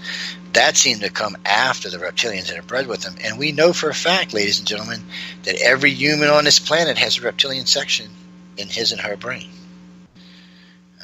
So it seems like that they're the ones that gave us sentient. Before that, we just seemed to have been a slave race for the human-type aliens that were here doing whatever they were doing. I have a question for you coming from the Space Out Radio chat room on our website. Ben. Raven is asking, Joe, can someone start to experience contact, in your opinion, through or in a dream state after an initial sighting? Yes. Actually, usually what happens for most people is contact usually manifests itself in some type of dream. It'll usually start off, it'll be a dream, part of the experience usually, or a taste of the experience. And then the dream almost becomes, I don't want to call reoccurring, because it kind of evolves as it reoccurs. But that's what allows you to initially question what happened. You're like, whoa, well, you know, this dream seems so real. It'll make you look for marks on your body, or look for things that may confirm that something may have happened to you. And the way the aliens do it now is they loop your memories. So what you need to find out is whatever memory you have for that night, you need to analyze it to see if maybe it was a planted memory. Because, you know, they like to take things that are mundane, things that you do all the time, and loop it so you don't question it. But sometimes on the nights of events, you're doing something else that might be slightly out of skew from what you originally do. And if you can remember that, then it'll let you know that there was a contact that happened. But even that, if you can't, but if you truly feel something did, find a good hypnotherapist. But I'm warning you, hypnotherapy needs to be done by, frankly, there may be 6 people in the whole field that I would trust to do it. Just find someone reputable. Make sure you go over what you're going to be asked. Matter of fact, the very first way you should do it is go to the experience date, have the person ask you about the experience date. So let's say you had experience in July 15th of 2016. So the person should ask you something like, well, what happened to you, Raven, on this date? And then that should be allowed to flow out. After all that information flows both backwards and forward, you take the tapes, you stop the regression, you bring everybody out, you take the tapes, you listen to everything, you form a line, you formulate your next line of questioning based on what you heard in that tape without using words like contact, extraterrestrial, alien spacecraft, UFOs, because you don't want to implant memories. So you want the person to remember it on their own. We do like a picture form of regression where you're allowed to pick the picture and blow it up and experience it that way, so it makes it a little easier. But that's easiest way to find out. But if you can find a contactee support group, we got one on paltalk.com, but you know, where you can talk to other contactees, a lot of times the memory will come out on its own if you work at it. And don't let people beat it down. You know, even if you tell somebody and they tell you crazy, don't let them beat you down, because it's important. If you're starting to remember, it's more than likely you showed some type of interest that the ETs think that you could possibly be useful down the line for some reason or another. So you don't really, if you can avoid messing that up, it would be a good thing, because you know, you learn more and you understand more, and at least you kind of become part of what's going on. And it kind of gives you a different feel overall of the contact, because really they are still taking people against their will and doing things to them that they shouldn't be doing without their permission. So again, always judge the aliens by their actions. And until they come down and say, hey, Dave, we think you're cute. Why don't you come take a ride? They still don't have our best interest at heart. And by the way, ladies and gentlemen, this is not about humans. I know, because we're the ones being contacted, we're being the ones messed with. This is about the alien races that are here. They're not trying to improve themselves through using human DNA. Okay, frankly, they think we're de-evolved from them. They're here for whatever reasons that they're here for. Now, in the future, will be worth looking at, because a little kicker for everyone: the human aliens probably took some type of local whatever and bred with it and created us. Or not us, but created something like us. The reptilians came along, found them, interbred with them, and that species was born, which was probably us. Now, those are the ones that the aliens look for the most. Those direct line of DNA descendancies are the family lines they're looking for the most. Those original sparks, because those are the ones that are going to have the most advanced contactees today, because they're going to be the oldest out of all the contactees. So they'll be looking for those and family lines directly to those and all the ones, the abductees around whenever it started. Because people don't realize this. If this started even 100,000 years ago, let's say Dave was a female 100,000 years ago and he was abducted. We're just saying reincarnation. He was a female 100,000 years ago. We'll call him Denise. And he had 10 kids, and let's say 5 of those kids lived, and they all had 2 or 3 kids each. Today, Dave's descendancies would be somewhere around 55,000. And if he had a really good family, it could be as high as 255,000. So when you start doing that, and you start looking at the amount of people abducted originally, it makes you wonder actually how many people on this planet are actually being taken, and for how long are they being taken. It's a much bigger thing than most people realize. It really isn't, and they do quit abducting some people. Some people get abducted all their lives. Some people it stops for whatever reason. But even if it stops, let's say you're married and it stops, you have kids, they're going to come abduct your kids, even though they stopped abducting you. They're still going to come abduct your kids to make sure, to see if those kids are part of the project, whatever the family lines they're working on, whatever it is that they're stretching out. But more importantly, if you were listening to what I just said, they created us, that gives us at least 2 types of DNA in us, reptilian and human. Could be A and B blood, right? Reptilians might be A or B, humans might be A or B. The Greys entered into the scene later on. Originally, it was just those 2 races, and if you look through history, for the early part of history, you don't really see them talk about the Greys. The Greys showed up, depending on what your scale line of history is, anywhere from 3 to 30,000 years ago, but they showed up. When they showed up, there was actually a fundamental shift, too, in the way people looked at quite a few things on the planet. It was probably around the time of Christ. They showed up around the same time. That's when you started seeing things in Egyptian hieroglyphs somewhere around 2,500 to 2,000 years ago. Or, like I said, it could be dependent if the timeline is stretched. In other words, the timeline may be condensed. Our timeline may be much longer, but we can only go by human history. And human history has 6,000 years. Now, with the new cities found, it might be 12, but regardless, for the sake of argument, they've got us around 6,000 years, so we have to work inside that line. But the Greys do seem to have come in later on. So then they start abducting people and taking people. So now you have 3 DNAs. So now you've got A, B, and O bloods and 3 DNAs. And all of a sudden, we have Rh negative, which came out of the blue about 35,000 years ago. So it seems like you have another race entering DNA with us. So it makes our race very special. That means if we were something in the beginning, and then they took us in and interbred with us, and then the other ones interbred with us, that means humans have 4 types of DNA. That means sometime in the future, maybe 100,000, maybe 1 million, maybe 1 billion years, we will become better than all the races that are part of us. We may even rival the light beings one day. But of course, that's 100 million years in the future. It's not now. They know this, and maybe that's one of the reasons they want to make sure all this goes off the way it is, and this way they can monitor us until we become mature enough to become part of the galactic community and the galactic consciousness, which we are not right now. Right now, we're just like really bad, spoiled, rotten children stuck in a closet somewhere, and said we're going to keep an eye on y'all. And they do a lot of experiments. It still doesn't really make sense, though, Joe, why, after so many years, if they've been following family lineage and spiritual lineage, why they would keep taking the same people over and over and over again. That baffles me.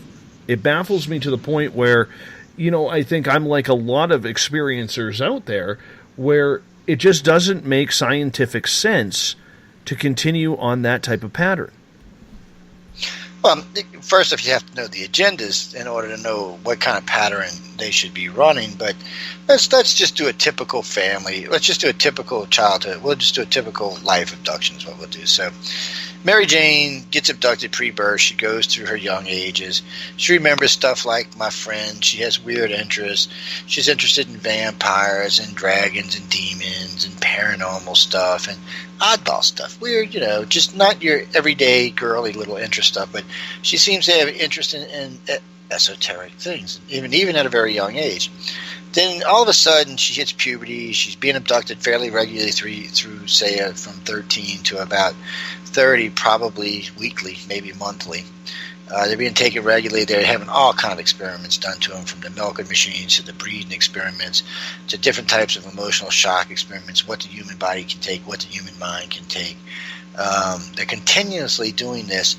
And also in that time, there's a lot of types of trainings that are going on board other craft.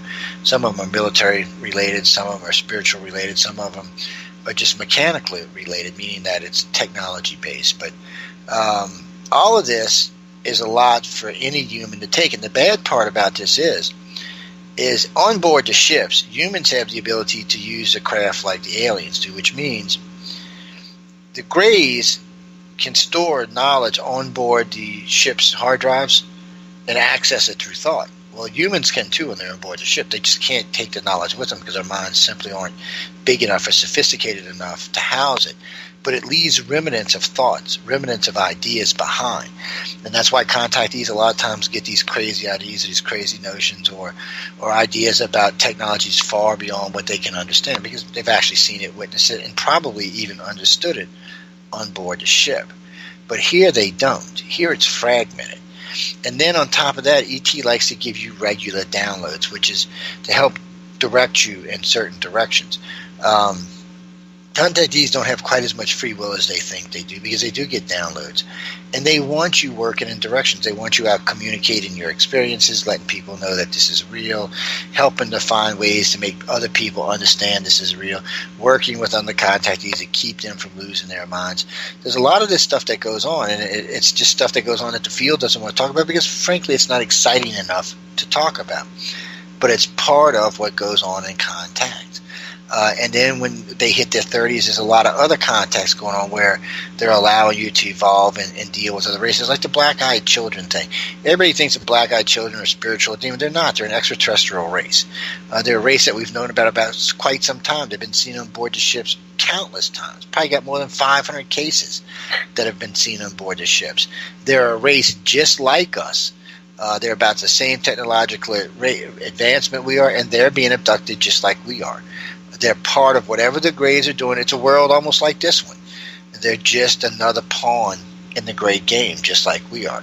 But humans, because we need to make something out of everything, have to make something out of it more than what it actually is. Because it's easier to believe than to deal with the truth. And it makes it hard when you're doing real research. These kind of things. But when you get so many cases of these, you can't ignore it.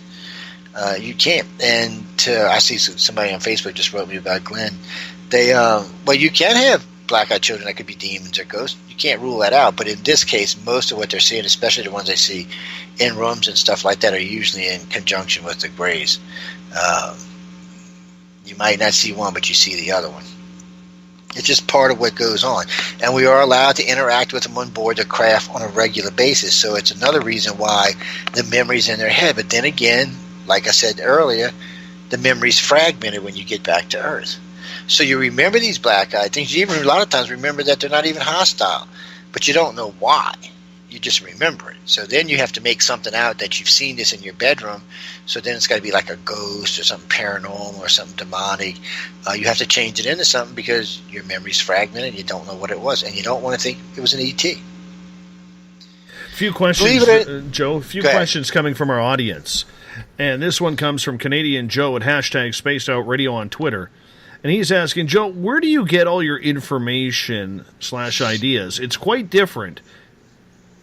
34 years of abduction investigation and the largest UFO abduction, alien abduction organization in the world. ICAR is 21 years old, and like I just said earlier, has more than 27,000 investigated cases. And on top of that, another probably 35,000 questionnaire cases are taken. And then when you add in the more than 44,000 people who have taken the blood type study, it gives you an idea where we get our information from. No one ever even thought to do the blood type study. Think about this. They've been doing abduction research since before I was born.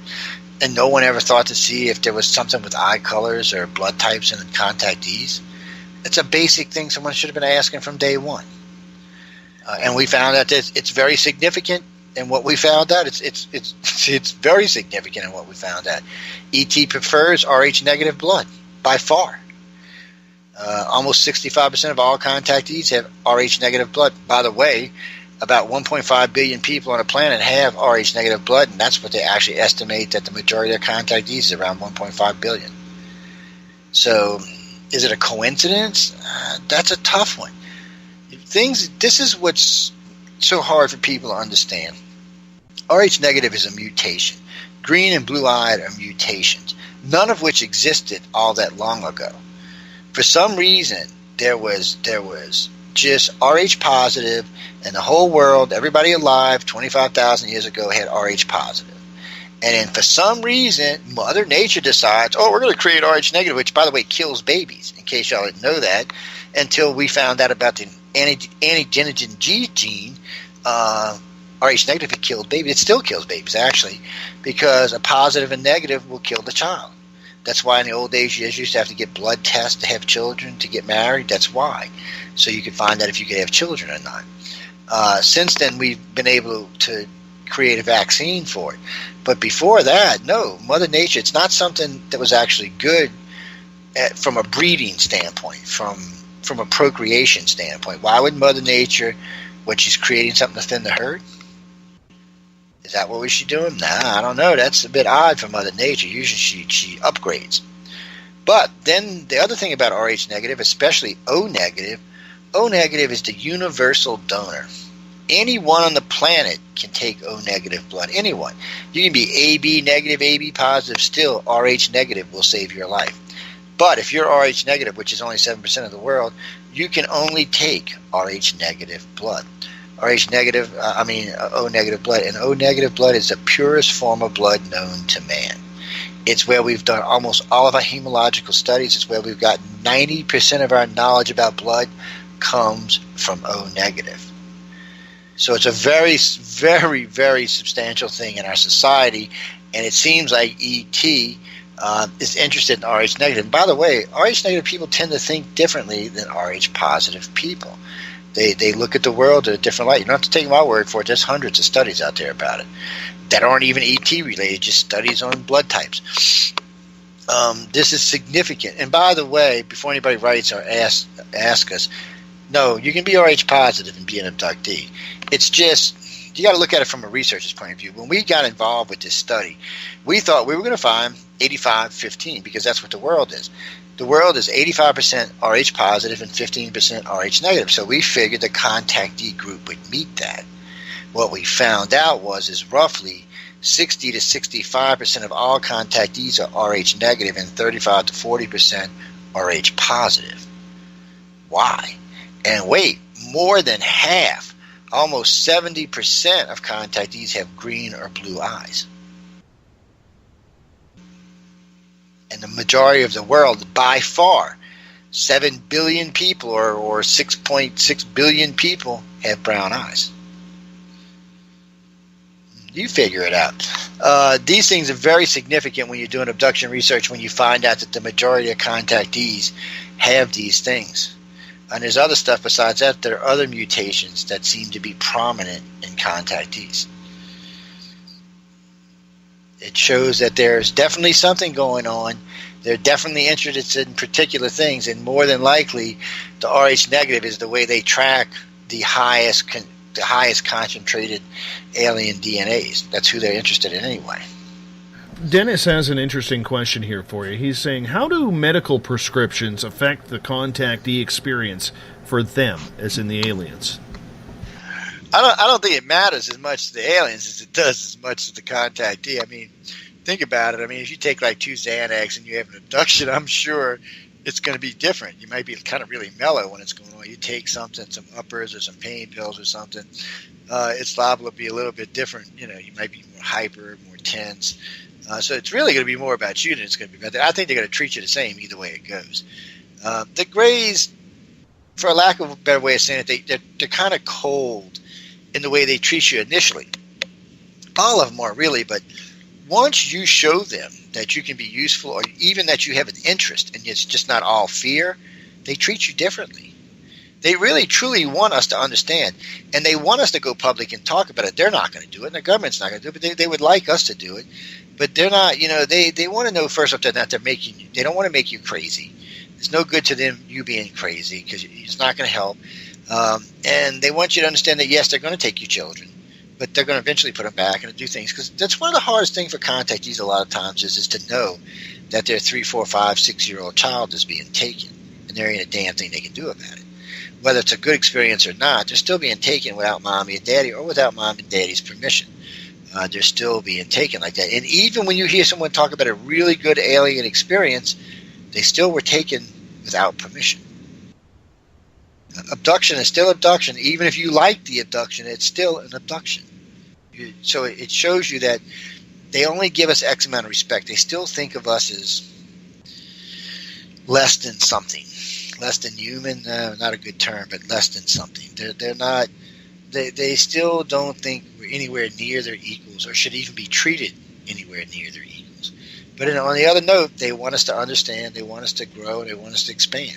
They want us to be part of what goes on. And you can be, by the way, you can be any blood type and be abducted. It's just, it seems like based on the research that the Rh negative seems to be a more prominent blood. And it actually makes sense when you realize what Rh negative is. It does make sense that it is. But it also makes sense that, whoever they originally started abducting way back in the day were mixed anyway. So it's just odd that Mother Nature would create it. It looks more like the Greys brought it here and added it to us. And as far as we know, each letter represents an alien race, A, B, and O. Greys, reptilians, and humans. However. You mentioned moments ago about disclosure, and that the Greys wanted it to happen. A, how do you know this? And B, what do you think the holdup on disclosure is? Well, the Greys want us to disclose. They don't ever think the government's going to do it. They want humans to be steadily talking about this. They figure if enough people find out, that the government will eventually admit to it. The government doesn't, because look at this from a different point of view. Everybody always thinks, E.T. abducts fairly around the world. Well, they do abduct around the world, but they don't exactly spread the knowledge around the world. America does military abductions because America doesn't really know what the aliens are doing. Even though we like to think they do, if they knew everything that the conspiracy people thought they knew, there would be no need for military abductions, let's be honest about it. The only reason you would abduct advanced contactees is if you were looking for stuff about agendas or technologies or things along those lines. There is no other reason for the government to be taking people. And then, and plus on top of that, the government, it doesn't seem to need to want to stop this. So let's say tomorrow, crazy man Trump steps up and says, you know what, ETs are real. They've been visiting the planet and they've been taking our citizens. There's not much we can do about it, but I wanted y'all to know it. Boom. Every contactee just got a class action suit against the United States government for not protecting its citizens. So then they've got to deal with that. Then they've got to deal with the panic of knowing that ETs are taking American citizens and nothing the government can do to stop it. So now you've already got mass panic. It's just not going to work. And then, of course, the religious people that don't believe that aliens exist, oh man, and then you got that on top of everything else. Now, in the United States, it's going to be bad, but it's not going to be as bad as it's going to be in places like China or India or South America or Africa, where, one, the religious people are at a much greater rate, and two, they're just not going to understand a lot of what's being said about the extraterrestrials. Frankly, America, half of America is ready for the truth. The other half isn't. And as far as the world goes, out of 7.2 billion people here, I'd say about 500, maybe 600 million are ready for the truth. The rest are just not ready to know. And the sad part is, I don't think they want to know. I think ignorance is bliss in a lot of things, and I don't think we're just quite ready to know that we're not the center of the universe. I would love it. Look, I'd be happy they came out tomorrow and did it. I've worked with a lot of people. I've got a lot of insiders in D.C., still do. Got a lot of connections. I stay connected with a lot of people. They keep me informed about a lot of stuff that's going on, not just in the alien world, but in the technological world.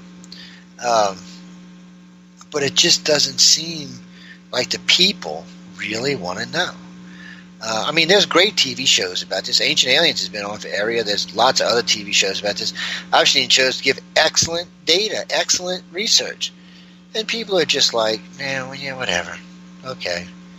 Yeah, so there may be aliens. We're proven that there's probably life in our own solar system in more than one location, and still, are we interested? Nah, not really. Nah. Maybe it's the chemtrails. I don't know. Nah, we're not really interested. We're just kind of... I mean, you and I are interested, and probably your listeners are interested. But between the United States and Canada is about 360 million people. How many of them are actually interested?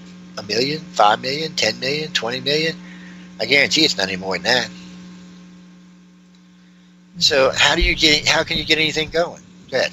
Well, the interesting part of that you just mentioned is about the class action lawsuit by those who are taken. And actually, a few weeks ago, I actually said on this program that if Canada disclosed that they knew that this was happening, I would be at the forefront on that class action lawsuit. I want to know why this is happening to me. And if they have the answers, I'm going for it. And realistically, I can tell you this. You're the first person that I've heard who's actually said that would be a giant cause of concern for the federal government in the United States, but in any country around the world. Do you believe, then, that there are government people who want to keep this quiet because they don't want to pay out literally probably trillions of dollars in abduction fees, if we could call it that? We could call it that. See, that's the problem. You know you got that. And then, how can the U.S. explain to its allies, don't even worry about its enemies, but its allies, that we have been holding on to extraterrestrial technology for 50 or 100 years and not telling them anything? And then, of course, you know, Russia and China is going to flip when they find out. So any way it goes, it's just not the right time for them to disclose. I mean, I wish it was. And in fact, there was a time when Reagan was president. The world was kind of at a peaceful height. The wall had come down. There was no real wars of any kind going on. You might have been able to slip it in right there. He was talking about alien invasions from other worlds. You might have been able to, but under Bush, it was never going to happen. Obama, I don't even think they told Obama. And I don't think they've told Trump yet. And then what's funny is through research, thanks to some people like Grant Cameron, I've looked at some of their data and some other people's, it seems like the majority of presidents that have been told have been Republican presidents, not Democratic presidents, which kind of makes me wonder why. You know, Clinton had a big interest in it. Him and Hillary were, you know, courting the Rockefellers and other people trying to get to the truth, but they never could get to it. They would never tell them. Obama, they were just not going to tell. Daddy Bush knew. And it's funny because Daddy Bush was head of the CIA for, I think, 4 years. Then he was VP for 8 years. Then he was president for 4 years. So he definitely knew what was going on. Did he tell Baby Bush? Maybe so. Maybe that's why we went back to Iraq. Really, I don't think we went to Iraq. You know, whatever Daddy Bush was over there looking for, I don't think we found. I think that's why Baby Bush went back. But the question is, did Daddy tell Baby Bush about the aliens? There's no way of really knowing. Kennedy might have known, but I don't really think he knew. Nixon had an idea, but you can tell who some of the presidents by some of their actions. Reagan definitely knew because he instituted Pine Gap, Star Wars, and the HAARP facilities, which were all just designed to protect us from something in space. So he had an idea. And of course, 7 different times he said, what happens if aliens invade our planet? So he had an idea. But really, other than that, I couldn't even tell you any other presidents. You might go back to a Democratic president back like Truman or somebody back around the war. But I don't even think we really had an idea until probably the end of World War II. Maybe beginning of World War II is when we really probably had an idea that the planet was being visited. The Germans might have knew a little bit sooner. People forget that everybody always assumes America was the most advanced country, but at the turn of the century, last century before last, the Germans were. In the early 1900s, the Germans were far more advanced than any of the other countries.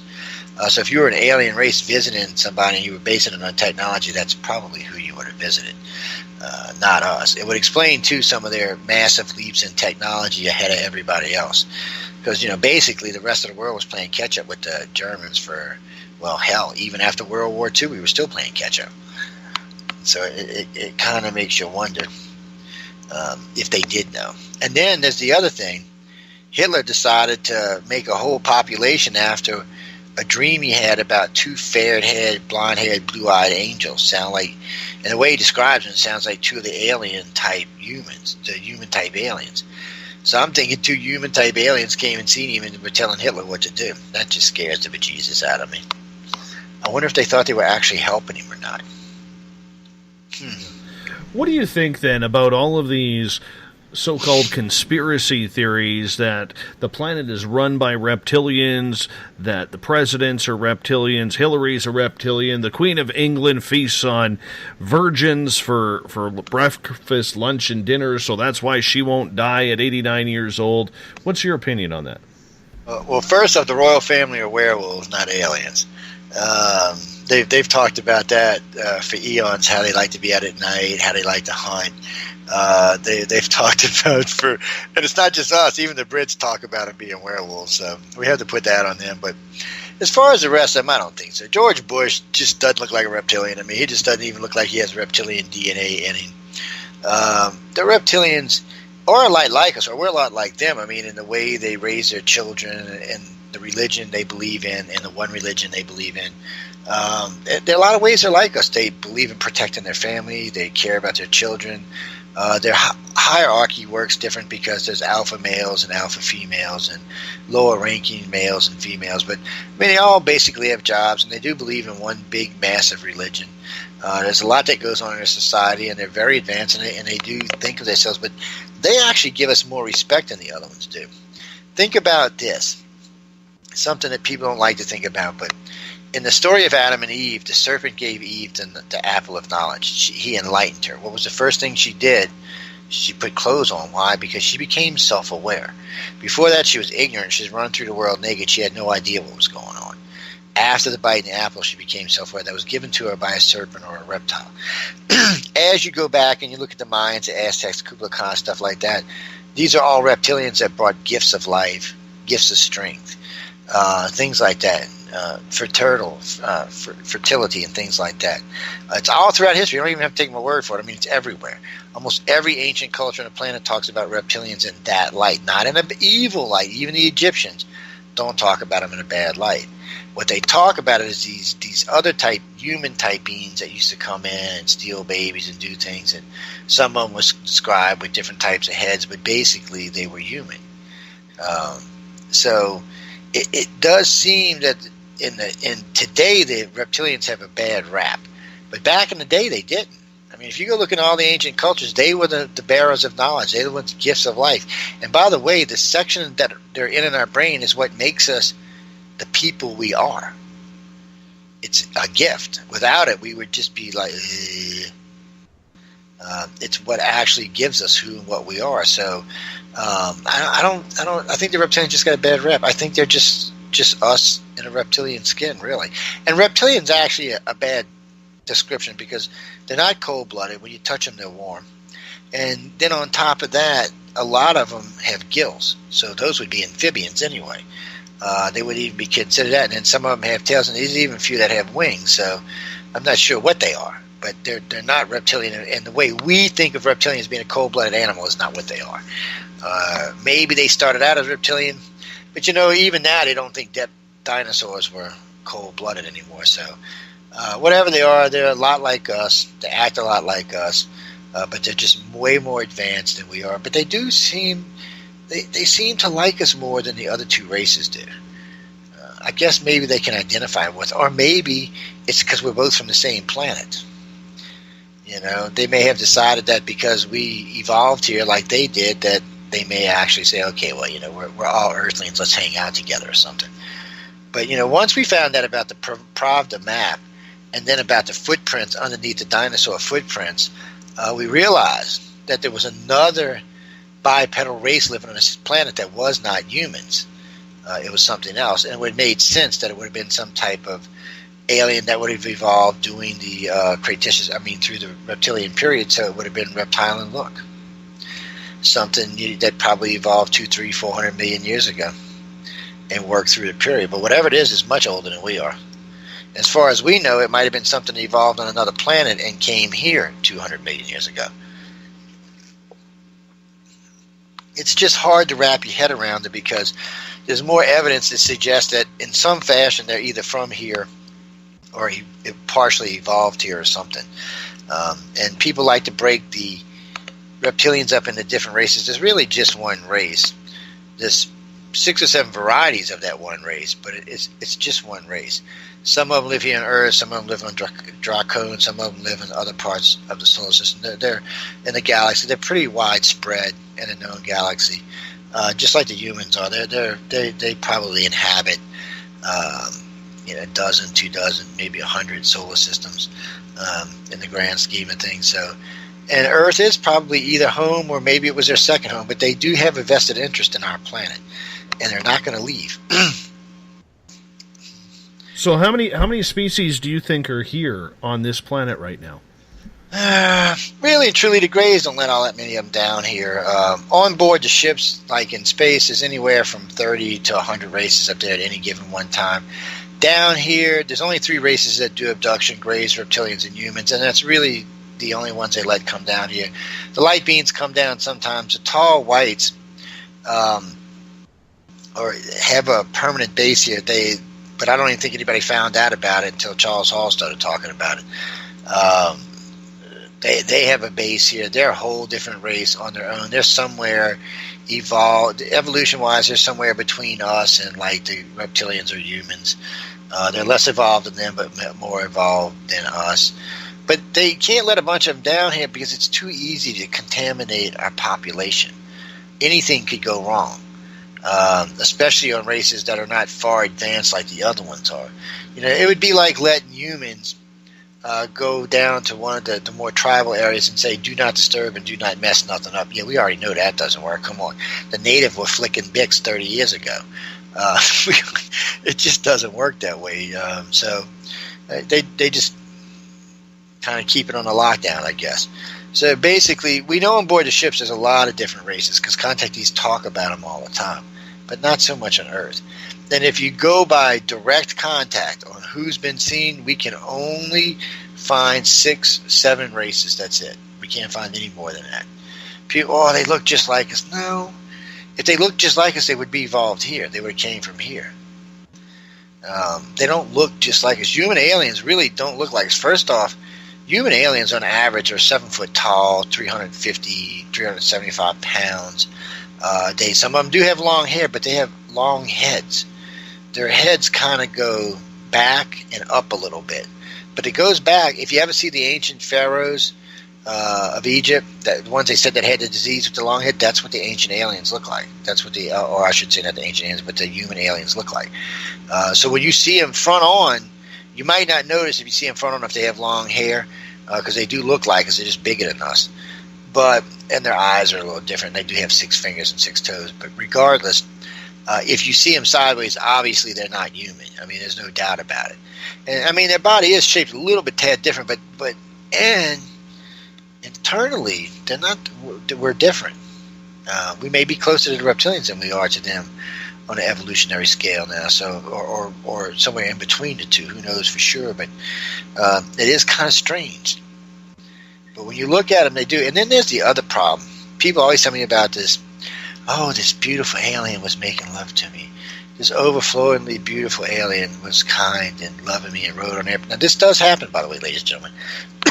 The bad part about this is I used to get these rape cases where reptilians used to rape women, or female reptilians would rape men, or male reptilians would rape women.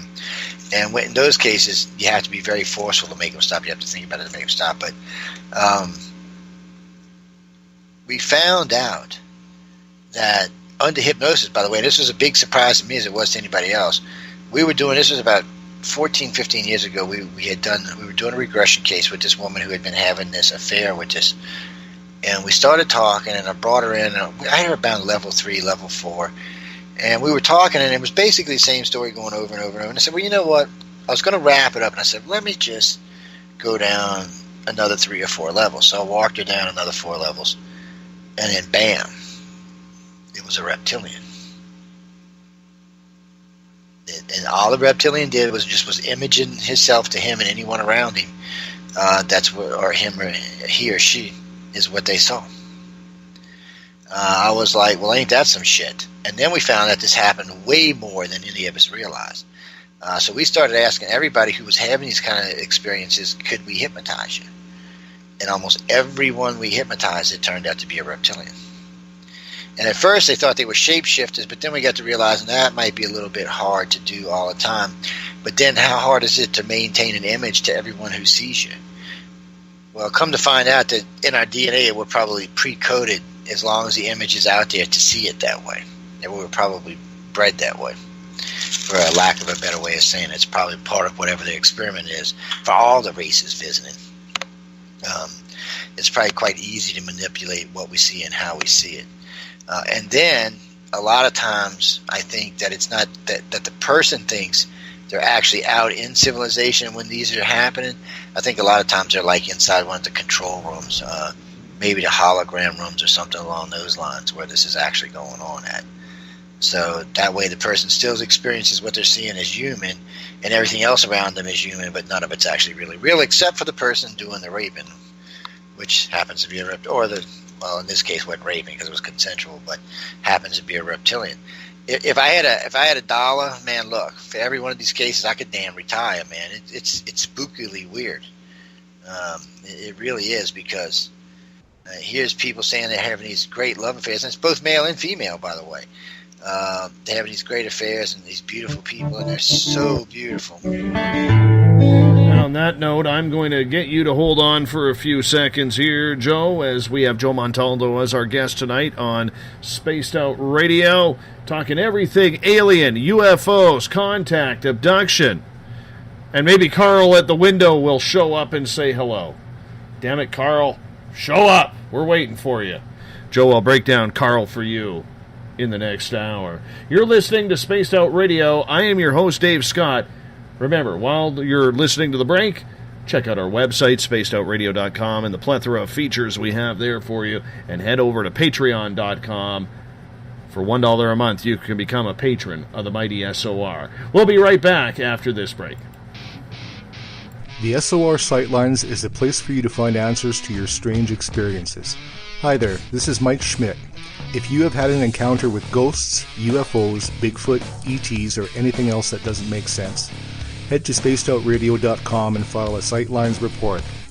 All information you give is 100% confidential, and I will personally help you find the answers you need. SOR Sightlines, your answers are a click away. Have you got your Cosmic Passport? If you need one, tune in to Cosmic Passport on Spaced Out Weekend. This is Elizabeth Anglin, ET experiencer, spirit medium, and host of Cosmic Passport. Each weekend I'll be bringing you interviews and support from other paranormal experiencers, and the best in intuitive spiritual guidance from across the globe. It's all happening starting at 9 p.m. Pacific Time, midnight Eastern, on spacedoutradio.com. Hi there, I'm Butch Witkowski, lead investigator with U4COP.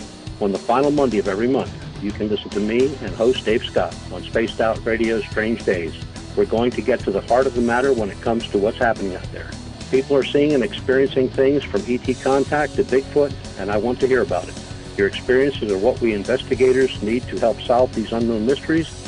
So tune in at spacedoutradio.com to the final Monday of every month on Butch Witowski's Strange Days. Visit purpleplates.com today. For over 40 years, the Purple Energy Plates have been delivering amazing results for their many customers. Inspired by the great genius Nikola Tesla, the harmony, healing, and energetic effects of the plates have proven over and over to be beneficial and often miraculous to thousands of customers. With their money-back guarantee and the many benefits, how can you afford not to get one? Check their site for daily specials and choose from their many energy products. You won't be sorry. Visit them today at purpleplates.com for mind, body, and spirit, and expect a miracle. This is your medium, Joanna, from Spaced Out Weekend, 2 mediums and a large.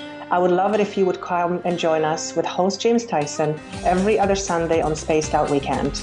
Together, we will take your calls and your questions live. Our goal is to provide you with a positive outlook on deep questions that you may have. Questions regarding love, relationships, money, or whatever else is on your mind. Come and check us out at spacedoutradio.com. This is Eric Markham, news editor for the Spaced Out Radio's The Encounter Online. We have put together a great team of writers and journalists from all over the world to bring you top-quality paranormal stories, from alien encounters to the latest conspiracies. You won't find any of that fake news here. True stories and top-notch reporting as we look to bring these experiences to the mainstream. The Encounter Online, only at spacedoutradio.com. Patrolling the Pacific Northwest, we are always on the lookout for the strange and unassuming stories that real people are experiencing. Hi, I'm Vincent Zunza from Pacific North Weird. Me and Alexandra Sullivan have teamed to bring to you those odd stories that never seem to make it into the mainstream. Stories so weird that will leave you scratching your head wondering, is this real? It's as real as it gets with Pacific North Weird. You can watch our videos right here at spacedoutradio.com. Become more intimate and interactive with Spaced Out Radio. Join our Space Travelers Club with your new membership. For $5 a month, we'll provide you with special access to the website, monthly prize draws from books to psychic readings, along with monthly newsletter, private interviews, and more. Sign up today to be part of Spaced Out Radio's experience. Looking for a place to advertise at a very reasonable cost? Look no further than Spaced Out Radio.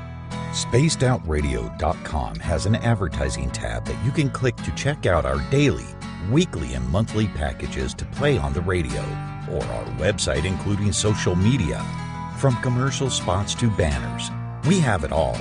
Check out our competitive pricing today.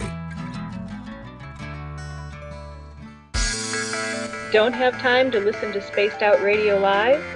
Wherever you are, the car, the office, the shower, or even if you're traveling, we're right here for you. Each Spaced Out Radio show can be found on iTunes, TuneIn, and on our YouTube channel, Spaced Out Radio Show. It's the perfect way for you to catch up on our shows. For more information, just head over to our website, spacedoutradio.com, and tune in to us today.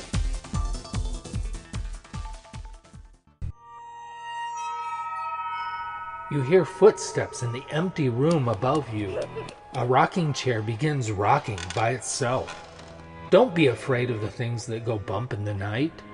Reach for Spirit Storybox, the iPhone app the Huffington Post UK called the only ghost hunting app you will ever need.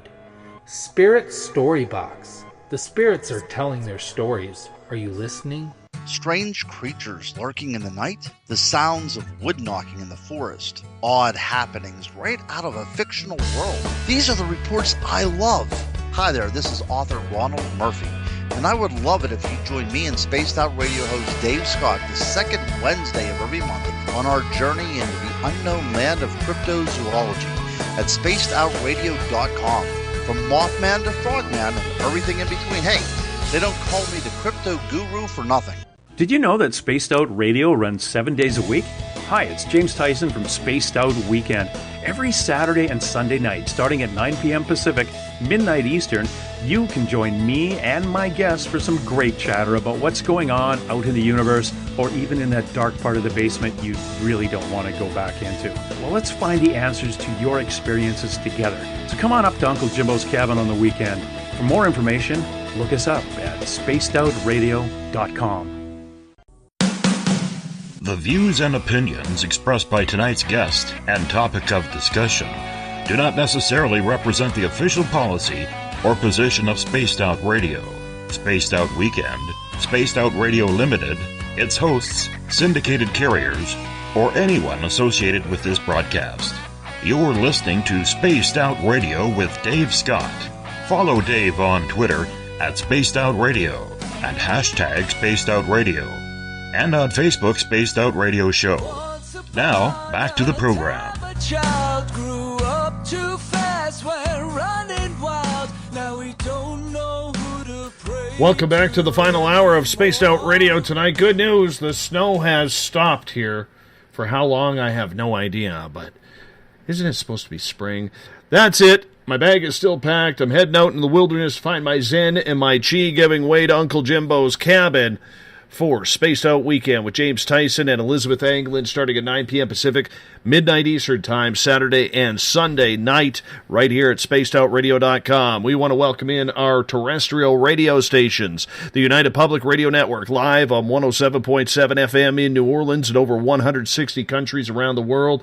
Good to have you with us. We're also live on WQEE 99 Rock the Key down in Noonan, Georgia, the home of The Walking Dead. Great to have you with us as well. We're also live online on Renegade Talk Radio in Las Vegas, and if you're listening in on Revolution Radio, remember the Double R Machine is a donation station financed by you, the valued listener. Head on over to freedomslips.com and donate today.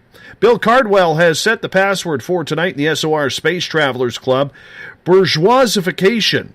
Bourgeoisification is your password. Make sure you use it wisely, Space Travelers, as Bill sets a password each and every night on this show. If you want to follow us on social media, you can go to Twitter, at Spaced Out Radio. Use the hashtag Spaced Out Radio like John, Skeptic, Gravitron tonight, as they can communicate with me live during the show. Give our Facebook page a like, Spaced Out Radio Show. Tune us in on TuneIn. Download this show and others on iTunes. We're also on RadioGuide.fm, TalkStream Live, and on Stitcher. Our website is spacedoutradio.com, where we have a plethora of features for you, including joining the SOR Space Travelers Club for $5 a month. Read up on the Encounter Online, which is our news site, and you go to patreon.com, where you can donate $1 a month to become a patron of Spaced Out Radios.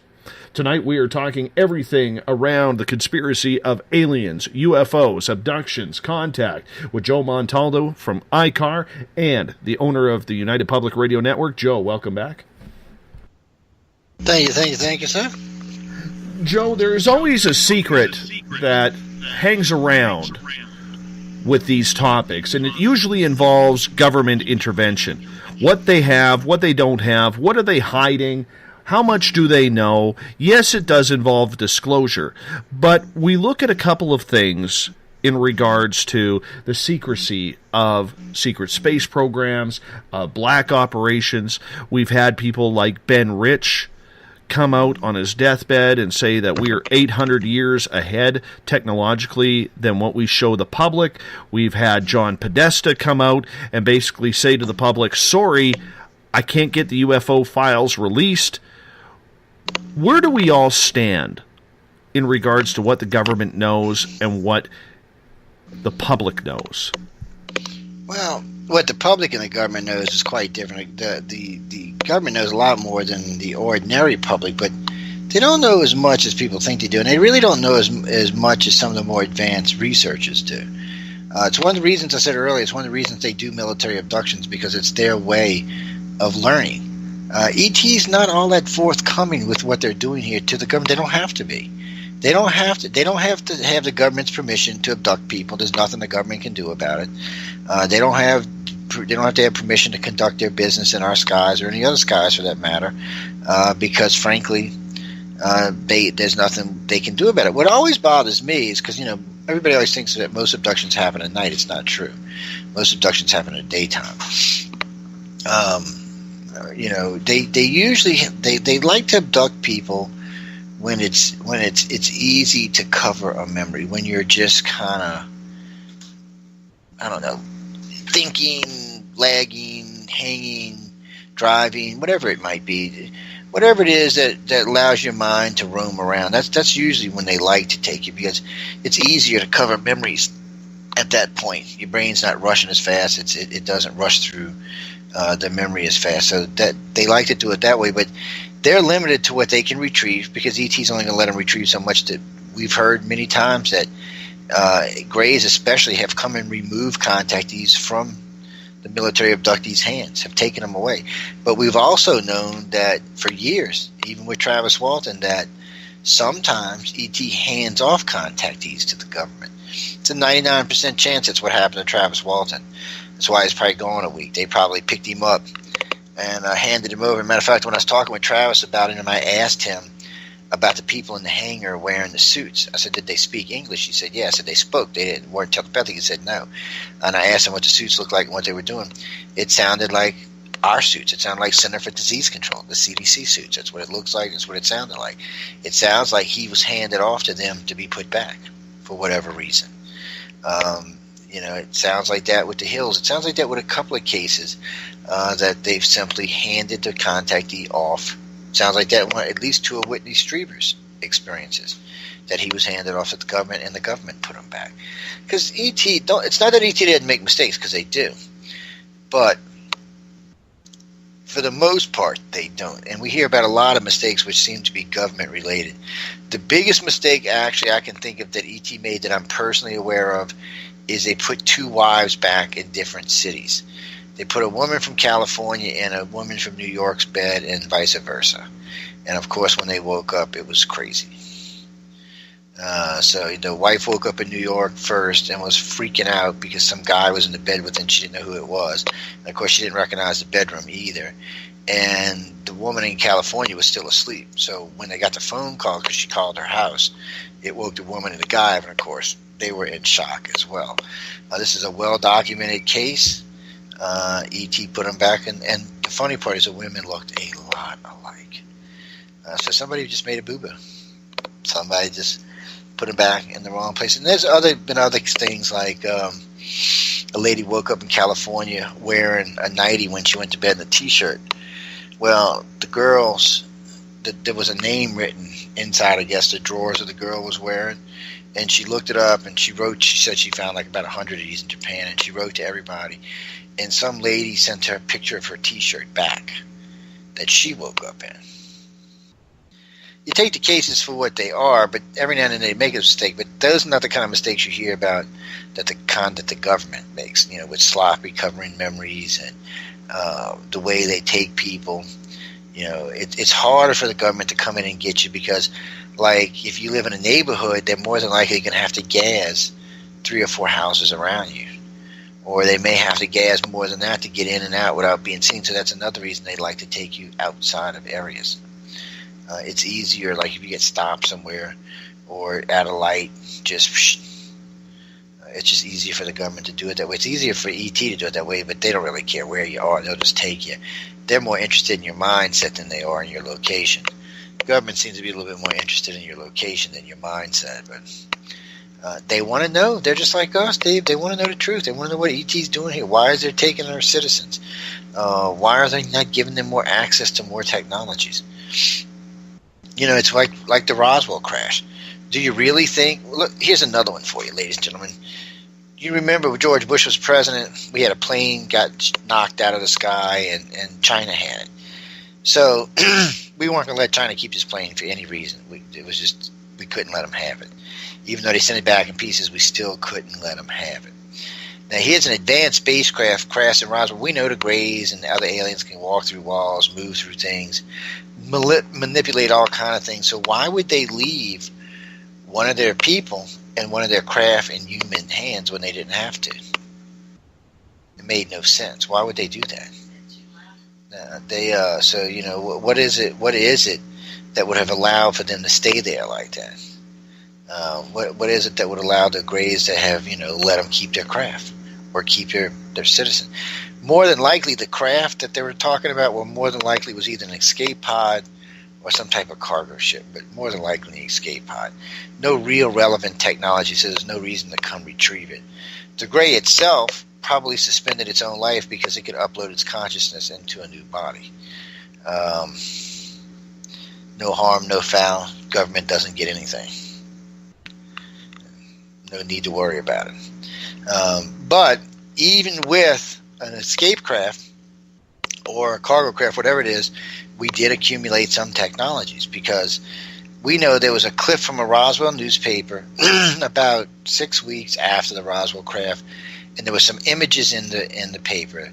One of them looked like a microprocessor like we use today. Looked just like a standard Intel or AMD chip. Nothing fancy, just looked just like a chip. Another one looked just like what we would consider aircraft aluminum. And the other one was obviously some type of fiber optics, all of which stuff we use in 2017, none of which we used back in the 50s. Wasn't even invented yet. So here was foreknowledge of something we had picked up, and now that we have incorporated it into society. But none of it seems to be as advanced as what we see flying around in the skies, or what we're dealing with extraterrestrial-wise, or any of those projects. I would think that the most advanced spacecraft we probably have is the TRB-3s, and the next one's probably whatever that thing DARPA is flying around right now, that was up in space for 2 years that no one wants to tell us about. Oh yeah, we had a spacecraft up there for 2 years, flying around doing whatever, and it came home. Now we don't want to talk about it. Where was it? Was it in orbit? Was it running around through the solar system? Were they testing out an EM drive? What the hell was going on? Nope, they ain't going to tell us. And then there's the other DARPA plane that they clocked at Mach 13 before it shredded into pieces. And then there's the Texas ship, which seemed to be one of ours also. And then there's a Cass Landry ship that also seemed to be one of ours that, of course, irradiated and melted and killed 3 people. Well-documented thing. So the government seems to have as much problem as we do at getting to the truth. They have more resources and can recover more stuff, but they don't seem to be getting to the truth any faster than anybody else is. They seem to be limited in what they know. I don't even think they truly understand the agendas the aliens are running, because there's so many agendas to start off with. I'm not even sure you can fixate on just one and get a clear, objective idea of what they may or may not be doing on this planet. Because they seem to be doing a lot of different things when they take contactees, and they're seen all over the planet looking at different stuff. And now it seems like not only that they're interacting us with other alien races aboard their own crafts for whatever reason that they're doing it for. It's almost like they're checking a segment of the population and are completely not worried about the other segment, like something was coming and this was the segment they were going to save and this is the rest we're not. It worries me a little bit, because some of the agendas do push in that general direction, like the Holocaust dream. Since 1/3 of all contactees have Holocaust dreams, we kind of wonder if maybe they know something. Maybe there's something coming. Or maybe simply that they're going to divide the planet backwards or something. I don't know, but there seems to be something in general that suggests that there's a need to save at least a segment of the population. And since contactees are probably in a 1 billion, 1.5 billion, that would be a really good start of a new colony. So why does the government then have an abduction program like MKUltra? Well, because MKUltra wasn't exactly... First off, a lot of that's smoke and mirrors. You got to remember something. The government needs money, okay? So they make a lot of fictitious stuff, and they write about stuff, and then they leak out information to gullible ufologists. They pick it up and run with it rampantly. You got to remember, there's a bunch of the people originally, like Doty and them, that were originally supposed to be big leakers that we found out were disinformationists. So a lot of the MKUltra stuff is just that. It's disinformation. Not all of it, mind you, but how do you know what's not and what is? And who is it that allows you to be the expert on that? And that's where the real issues come in. We know a lot of the information that was put out through the 60s, 70s, and even 80s was good information. But we also know that more than 80% of what was put out was garbage. So you've got to sift through just literally tons and tons of garbage to get any decent piece of information. And then, like I said, what makes you the expert that can pick it out? It's a tough thing, Dave. It really is. A good bunch of all the conspiracies out there make it tough because the government, like everyone else, has learned it's easier to keep a lie by adding some truth to it. Like, okay, yeah, well, we do military abductions, but We're not going to tell you why we do them or what's involved in them or anything else for that matter. It's just easier to wrap the lie in some truth. It just seems to work out that better. MK Ultra was a really interesting thing when we first started reading about it, but after 30 years of research, it turned out not to be what we thought it was. It's kind of like Bob Lazar. Bob Lazar is interesting, but is he real? I mean, he's a real person, but is he real? Did he work at Area 51? We know he worked at Los Alamos, but according to Los Alamos, he worked there as a janitor. So here again, who's lying and who's telling the truth? If you backtrack his schools, they don't even think he exists. So, and then one of his schools said that he didn't take any of the courses that he said he took. So who's lying, who's telling the truth? We know the government can go back and change that stuff, so is it Bob Lazar or is it the government? And what would they be hiding? Like Area 51. Oh, it never existed, and then people started getting sick, and even after they paid a lawsuit, they still said it didn't exist. They barely will acknowledge it today. And we all know the damn place exists. Well, President Obama was the first one to actually admit in the presidency that Area 51 was there in the Nevada desert. Yeah, it's there. It may not be the primary base anymore, but it's there. And God knows where they've moved everything else to. There's been speculation about a couple of places, but and then we know there's a big base down in Pine Gap, Australia. And then we know there's the HARP facility. There's a lot going on, and they're trying to find out, just like we are, what the hell it is, what is it ET wants, and who is going to survive this and who is not. I think Uncle Sam understands, because there's been some desperate things in the last few years that suggest that they may understand that there might be something coming or something going to happen. But when you listen to these contactees talk about the Holocaust dream, and like I said earlier, 1/3 of contactees have the Holocaust dream. At least in our groups. I can't speak for everybody, but the Holocaust dream is very specific. It talks about the annihilation of 7 or 8 billion humans through some type of plague, because they say the buildings are left intact, the cars are parked on the side of the street, there's not fires or floods or anything running rampant, the street lights and lights in the buildings are still working in most of the cities they discussed this in. Occasionally they said they would run across like military units burying thousands of people in mass graves and stuff like this.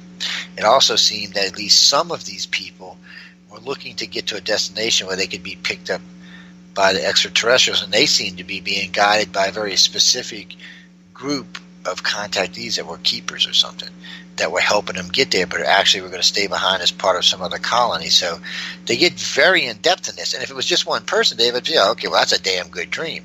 But, we don't go public with something until we get X amount of cases.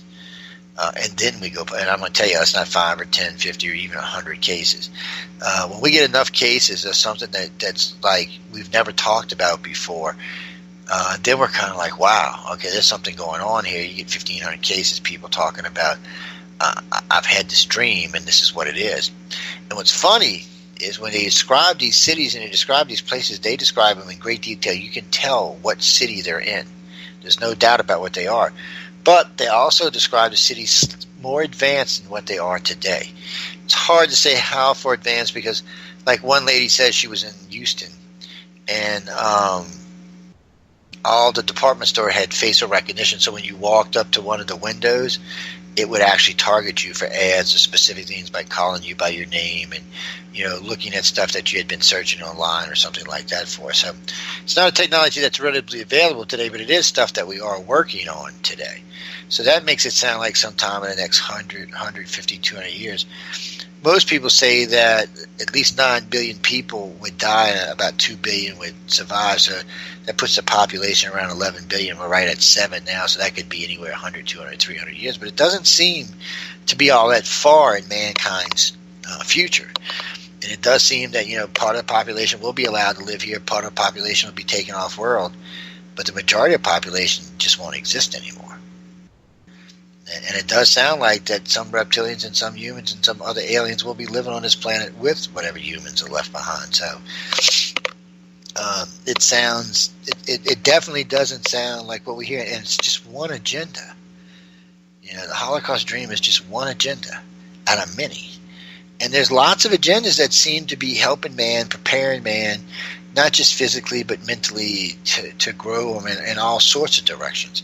To help them not just to understand themselves and their abilities and their powers, but to try to understand the universe itself and what's involved in being part of it, which we just don't understand yet. We're too young. Joe, is there a place on this planet right now, or a base on this planet, like many suspect at Area 51 and S4, where aliens and humans are working together? Yeah, there's one right there in Navarre Beach, Florida. Right down there, walk right there. That's what I said. You can walk right down there and see it for yourself. There's another one in an island offside of Tampa. There's a big facility down there. Like I said, there's one in Pine Gap for sure in Australia. There's a couple of places we know about in Europe. We know about at least 2 other places inside the United States itself. There's not as many as the conspiracy people would like you to think. Like Dulce. Dulce's not what y'all think it is. Dulce's a really good lie, is what Dulce is. And it's not that there's not an underground facility there. There is. But it's still not what y'all think it is. And it's not, by the way, I didn't find this out from alien research. I found this out from someone who actually helped build the facility. They do tunneling. They're actually tunnel engineers is what they are. 2 of them really good friends of mine. And they told me exactly what was down there, exactly what was being done. And see, it's fortunately for me, having a Class 10 security clearance, I can be told stuff like that as long as I don't repeat it. It's not breaking any classifications because I have the classification already. And the FBI does do a background check on me every 4 years, like clockwork. Found that out from a customer of mine after Katrina, who's an FBI forensic expert. I was remodeling his house after Katrina, and he ran a background check on me to see who was going to be in his house. And he asked me when I showed up at his house to get my check, Joe, how come the FBI checks on you every 4 years? I said, because I have above top secret security clearance. That's why. So I can be told stuff like that. I'll be honest with you, I got some friends that work for Boeing. One of them is the lead. She is the lead engineer at Boeing, and she's in charge of the rest of the scientists and where they're going and what they're up to. I can get all kind of information out of them, but it's not stuff you can really discuss over a phone, and it's not stuff that you can really discuss even on the internet. It's just, sometimes. I'll help you just to help you understand how things is works for me.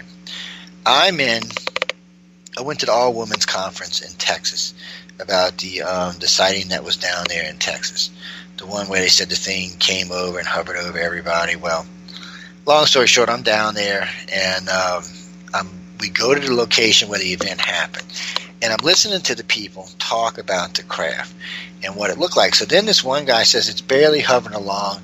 He also describes 2 chase planes, sound like NASA chase planes at that. They did not sound like your typical everyday chase planes. They sound like the kind NASA used to use to follow the shuttle down. Sounded interesting, so I'm listening. So a couple of the guys then describe what he would consider rivets along the leading edges. So I'm thinking rivets. That's not any extraterrestrial craft. That's not something. So right at that moment, I actually texted this woman and said, hey, look, do you know of anything that was flying over this area at this time, maybe moving towards George Bush's ranch or anything like that? Didn't get anybody back. So the next day, I sent her a copy of the video, but of what, of the conversation of that night, and told her about the sighting. Well, I hadn't checked my email yet. She had already wrote me back and told me about a particular craft. It was an Aurora-type craft that had been headed in that direction, and it was under escort. It was doing late-night testing. This is areas of the United States where there's not very many people, and that time of night they're usually asleep anyway.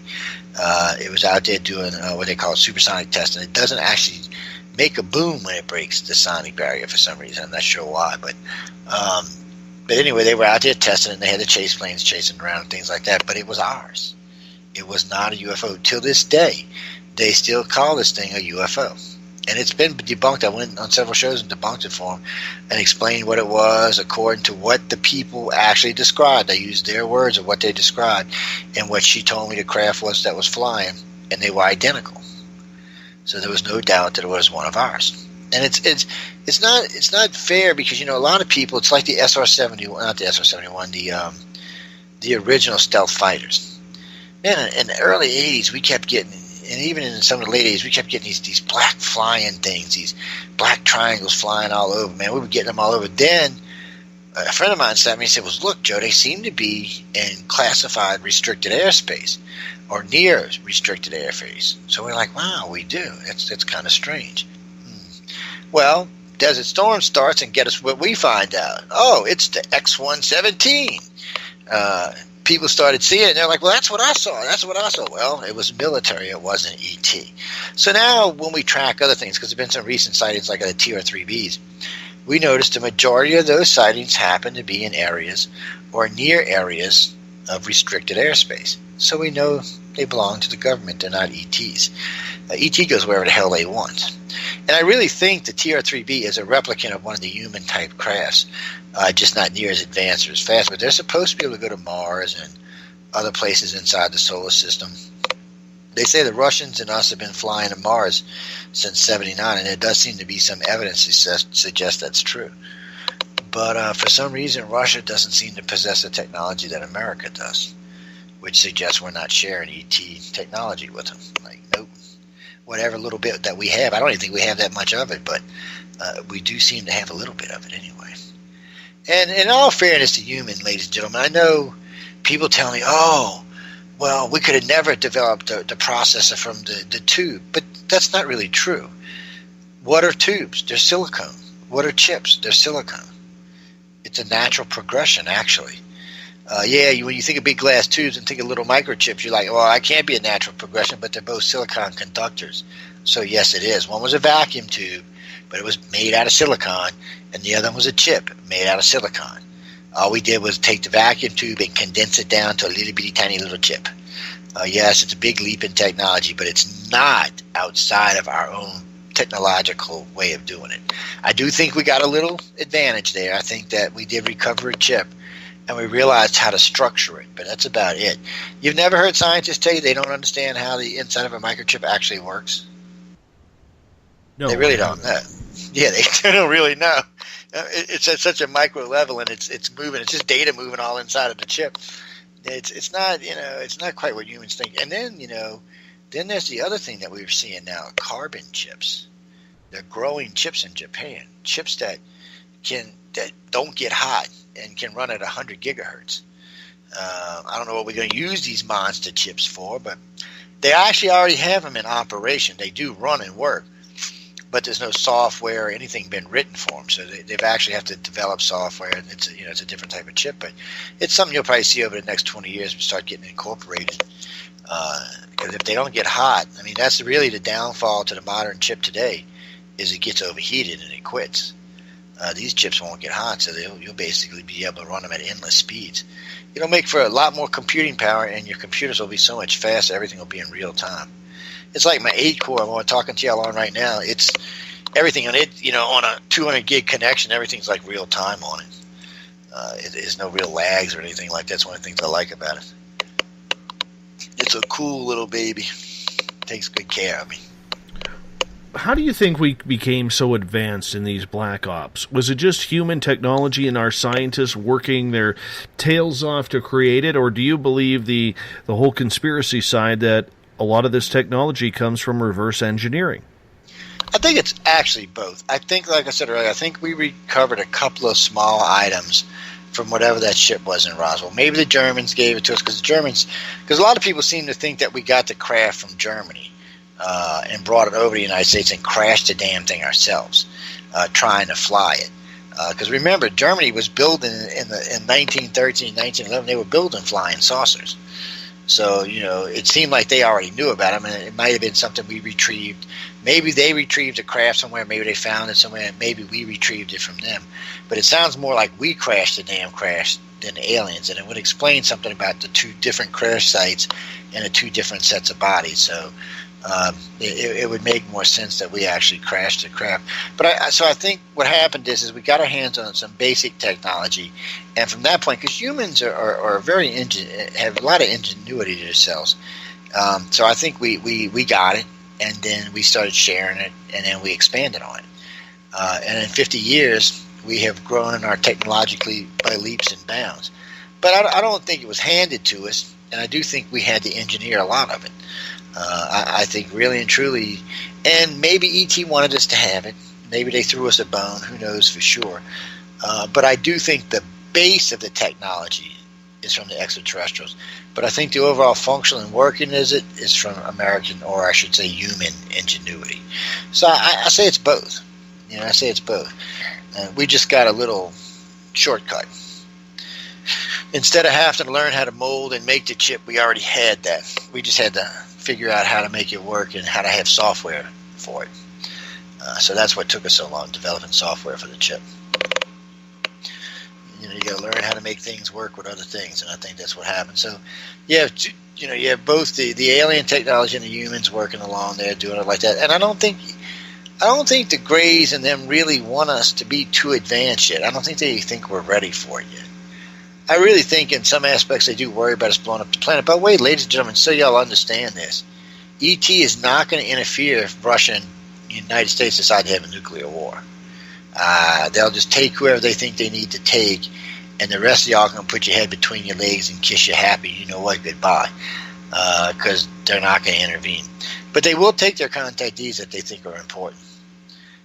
They will sure enough take them right off the planet and put them on board the ships. Or they might not even leave to take their bodies. They might just upload their consciousness to a new body and leave their old ones behind. But they're going to definitely take them. I don't think they're going to allow all that hard work to go to waste. Then what would be the purpose if they wouldn't shut a nuclear war down? Because they could easily terraform the planet afterwards. Oh, absolutely. I agree with that. But if we go back to the 60s, 70s, and 80s, and maybe it's still happening now, we've seen extraterrestrials fly by nuclear facilities in North Dakota and elsewhere, shutting down these facilities. So what would be the purpose of that if they didn't want it? Oh, that was just to show that they could do it. Really and truly, they don't care. I mean, this is the way you know this. They didn't stop us from bombing Nagasaki or Hiroshima. They didn't stop 3 Mile Island. They didn't stop Chernobyl. They didn't stop Fukushima. All of which are still killing the planet. It's just, to them, it's not a thing. Radiation to them is not like we think of it. They think of it as easily cleanable up. To them, it's an effortless cleanup. And if a bunch of humans die, that's fine because they already think the planet's overpopulated. So you got to remember, they're more pragmatic in the way they look at things, and their technology is far beyond us. Cleaning up this planet for them would probably take maybe a year, maybe less. They have something that neutralizes the radiation, so boom, probably in a day that all the radiation will be neutralized. Then they have a nice clean planet to take over, and they don't have to feel guilty then, do they, Dave? They don't have to physically wipe us out. We did it for them. We just handed the planet. One of the problems is right now is probably because there are 7 billion of us, and we do have control of the planet by sheer vast numbers. And maybe they don't think it's right to kill all 7 billion of us. But if we did it ourselves, hey, it's not their problem, is it? It's like saying, would we interfere with Russia if there was a revolution inside their country? We wouldn't. We'd let them fight it out. It's just one of them things, and I don't think they're going to interfere. There's just no need for it. Or they would have already done it. Again, this goes back to what I said a couple times tonight. You have to treat aliens the same way humans are. Actions speak louder than words. When have they stopped any kind of destruction? I mean, they could have easily showed up in the Middle East and stopped a war out there. They could have easily took North Korea's nukes out of action. They could have flown over there and made them all neutralized. Same thing with Pakistan. They could do it to everybody if they really wanted to, but they don't. There's 14,000 nuclear weapons on this planet, ladies and gentlemen. 14,000. We're talking 1 billion kilotons, enough to easily put us into extinction. And they don't care. They're still there. They're still active. And North Korea is planning on testing one right now. It's and look at Fukushima. Why not just fix Fukushima? And they could have mysteriously done it, because there's several big radiation leaks on the Fukushima that are causing big grief. They could have flown over and done it. Global warming, ice things shrinking, that's all stuff they could correct, but they don't. Why? See, that's why I tell people, ET's not here to help us and save us. If that happens, that's a lucky break for humans as part of their agenda. But it is not their agenda. If their agenda was to enlighten us and save us, that's what they would be doing. But that is not what they're doing. If you judge them by their actions, they're not showing humans how to enlighten people. And if you're going to tell me, oh, the one person you hear on the internet every once in a while, well, E.T. told me I'm spiritual, I'm enlightened. Okay, how are you going to enlighten the 7 billion people on a planet? You're not. And that's not how E.T. would do it anyway. If they wanted to enlighten us, they would just wake us the hell up. They have the ability to easily take over every television and radio on a planet and say, hi, I'm Bob DeGray, and I'm from Alpha Centauri, 500 light years away, and we're here to help you out on your planet. And we want to enlighten your planet and help you to grow and expand and help you live long lives and happy lives and healthy lives and so on and so forth. But that's not what they're doing. They're sneaking in at night, taking your children, bringing them on board crafts, producing God knows what experiments because they can block the memories out. They don't have to tell you what it is. And in reality, because they took your kid, your mind's going to shield it anyway and make it into something else. Like I said, judge them by their actions. Don't judge them by what you hear people say about them on the internet. Don't judge about what you've read or anything else. Judge them by their actions. And even if you think you're having a good experience, go through it deeper because they're still taking you without your permission. And I've said before, there are good contacts. There are lots of them. There are lots of bad ones. There are lots of ones that are in between. So you can find any of these experiences. But just remember, if they had your best interest at heart, they would get on the phone, Carol, and say, hi, Miss Carol. This is Bob DeGray. We're over at Elm and Jackson right now with your buddy Kent, and we're going to stop by and grab you and maybe grab the kids, and we're going to take you aboard the ship. We're going to take some blood, do some probing, put you in one of the programs, let you run some missions, see how you fare out, see how your mental and physical abilities wear out, and things like that. But that's not what they do at all. They do experiments like taking your eyes out of your head and reversing them back to your face so you can see yourself, removing limb parts and putting them back on, running emotional experiments, setting up breeding programs, meeting. And I can't tell you how many contactees onboard crafts meet people in real life and realize it's somebody they knew on board the craft. We've actually got a group that we work with for those kind of contacts. Because people will hear somebody's voice and they're like, wow, so then they'll describe who they think they are. And then they'll see the individual and they're like, oh shit, that's exactly who it is. But they've never met the person ever before. We have a lot of this goes on when we do group meetings at lectures or at UFO conferences, and we show up in mass. You have a bunch of people show up, all of a sudden they know each other and they've never met each other before. It is crazily weird to watch this stuff. It really is. So, ET's educating who ET's educating. ET's showing who they're showing that they want them to know that they're here. And I've told people this a long time ago. Disclosure started happening a long time ago to contactees. They are the disclosure. ET wants us to know. I don't think they care if Joe Blow knows or not, because Joe Blow's not a consequence to them.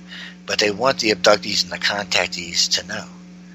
They want that segment population to know. They want you out there telling them, warning them, helping them to understand that there are something special in their lives. And people, if you are a true abductee, then you realize that you have both empathic and probably telepathic abilities. These things can be gratefully useful in your life. Think about when you're empathic, you're talking to someone, you can sense if they're lying, if they're telling the truth, what a breaking point is. If you're in a negotiation for a price or anything, you can sense whether you're close to the what the low price is or the high price. It gives you a heads-up advantage in a lot of things. That's why we preach for people to develop these abilities. And another reason the government is interested in us, because remote viewing sucks. It's one of the worst things you can do.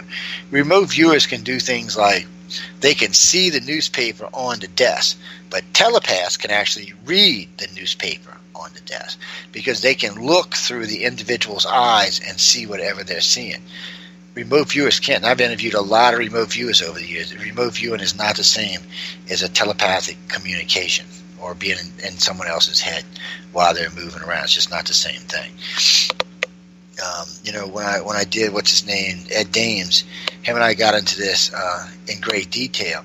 and they taught their guys to look for like missiles and different things, and that kind of stuff worked really well. Big targets were easy. Fine print targets were not. That was outside their purview. That's why the government's so interested in gifted contactees and gifted psychics. And in case you didn't know, both the Navy and the Air Force have psychic ability programs. They're legit. You can look them up for people who have psychic abilities or want to develop psychic abilities. The Air Force and the Navy is looking for people with these abilities. Think about this. Do you know a true telekinesis? Think about him. Trump could call him right now and say, John, my telekinesis guy, look, Putin's bothering me. Can you squeeze an artery in his head? He's dead.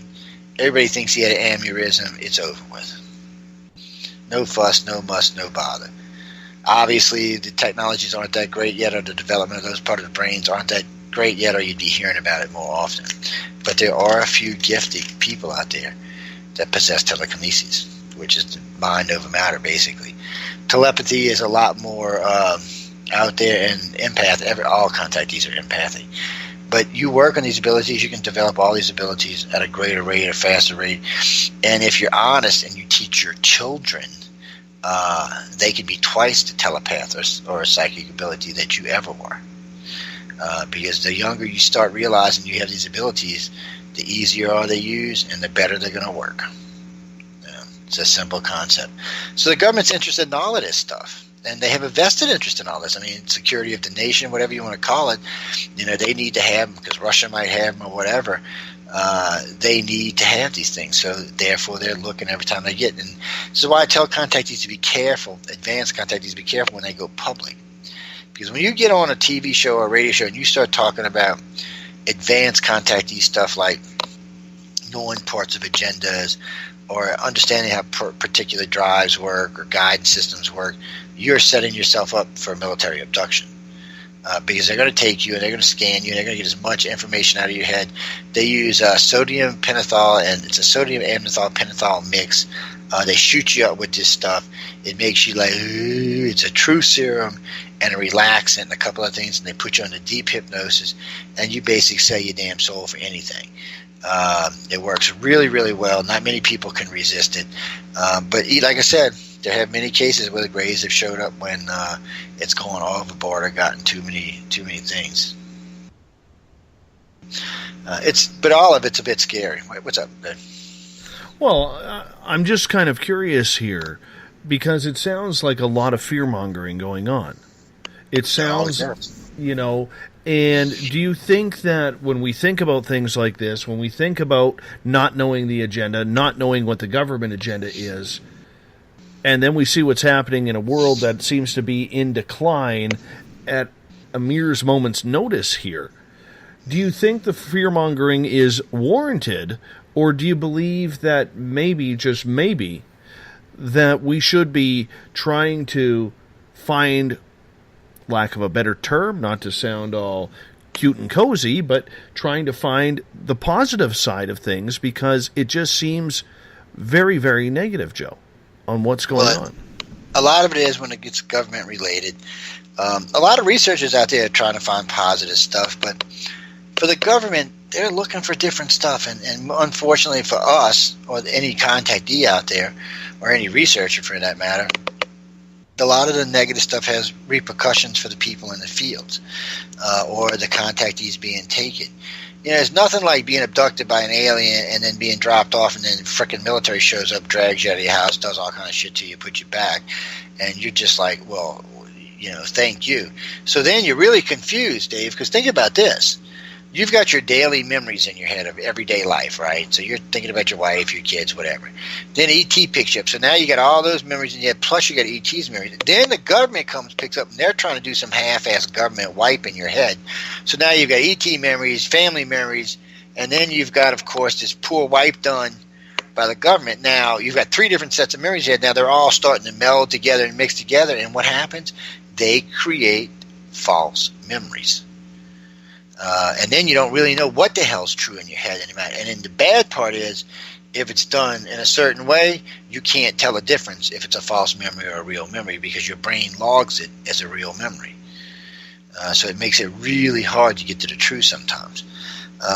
It's tough. It's dangerous. I tell people all the time, be sure you want to go public. I tell them two things, one about hypnosis and one about coming out of public. Be sure you want to be hypnotized, because once I open that can of worms up in your head, there's no putting it back in. Once this is out and you know you're an abductee and you know these things have been going on and you know this has been going on a lot more in your life than 1 or 2 times that you think, because there's no such thing, ladies and gentlemen, I've said this 1,000 times, there is no such thing as a one-time contactee. It just doesn't happen. They never take you in the middle of your life. They always start at birth and work through. It's just the way they do things. There's no such thing as a one-time contactee. And remember this, people say, well, no. 98% of all contactees will never know that they've been taken. 98% will never know. They will never know they've been touched, they've been taken, or anything else. The other ones, like when I was talking about Dave, certain things kick you off that make you start remembering. And sometimes they're fake memories, and sometimes they're not, but it's trigger memories that make you start to realize that there is much more going on in your life than what you think. And it makes you start to dig, and then it makes you start to incorporate. Then it makes you start getting out there and telling people about it. It starts taking over your life. Next thing you know, you're doing a radio show 7 days a week, 3 hours a day. You're selling your soul out just so you can make sure it gets out every day, or you open up a radio station, or you get on television. But there's a drive that you're like, where the hell did this drive came from? Man, if I could get this drive for work, I'd be a millionaire. What the hell's going on here? You know, what's pushing me like this? Yeah, it's that ET part of you. It's pushing away. It wants you out there. I mean, a lot of y'all will wake up on board the ships in fear, which is appropriate in the beginning, but the longer this goes on, the more time it happens, the more time you help other people, like if you're a keeper and you're working on board the ship, helping other contactees to get through this, you start to remember things that happen on the ships, you understand more, you really become a useful individual for them. And they don't want anything to happen to you. They want to keep an eye on you. They want you to be part of what's going on. They really want you to do this. And of course, when the government finds out about people like that, they're just doubly interested in those people, because they probably have secrets that the government would be interested in. But just remember, ladies and gentlemen, if you think you're an abductee or a contactee, whatever you think may or may not happen to you is irrelevant at this point. Just know that this happened probably in your family line, your dad or your grandmother or whoever going back God knows how far are probably been taken as well. Your siblings are probably being taken. Your parents are probably being taken. The problem is nobody really remembers. And the reason I'm bringing this up is because you can talk to your family about this. You can find out things about them which will help you to wake up more without actually waking up your family, because it's not always good to convince your family that this is also going on in their life, because then, of course, they're going to freak out. One freak out per family per however long. But it does help. I mean, you can talk, and you'll find out sometimes like a brother or sister will tell you about something they've seen or something weird, and you're like, wow. Or one of the kids will say something to you. You want to ask questions, because that's the only way you can find out it's happening to other members in your family. And it will keep happening to people all around you until, like I said, ET feels like they're no longer useful. Or sometimes what happens is the children replace the parents as far as some of the early types of experience. As far as parents working as keepers or communicators, that tends to happen a lot too. And what I mean by that, keepers are people who work with contactees on board the craft and in other places. Communicators are people who have a need and a drive, no matter what, to put a message out that ET is here, and they're not necessarily great for us, but they're not necessarily hostile to us either. It is a workable relationship, and that's basically what they're trying to put out to people. But things get so blown up and so messed up, and people want to make so much about just themselves that it gets confusing. Unfortunately, we're humans, and we think everything needs to be about us. Whatever the experience or whatever the contact is, it needs to revolve around us. And in most cases, that's not true. How do you think the paranormal ties into this, whether it's ghosts, whether it's shadow people, whether it's spiritual or demonic entities? Well, paranormal seems to be a lot of paranormal aspects to contactees, or maybe some people seem to think that the contact draws the paranormal.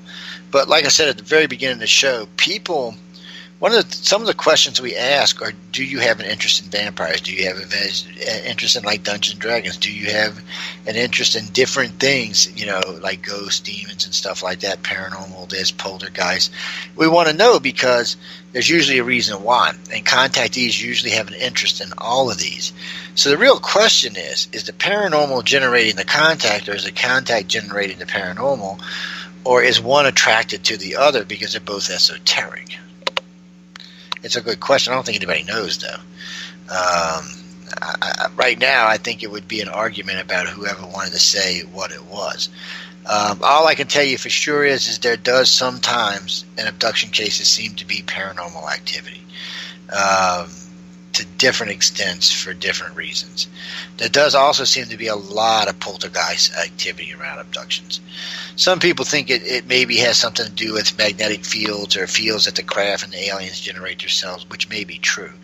Or maybe they generate a certain resonance on a certain plane which activates anything paranormal around them, Like if a house is truly haunted, maybe the particular energy they carry allows them to be awoken or interfered with or activated.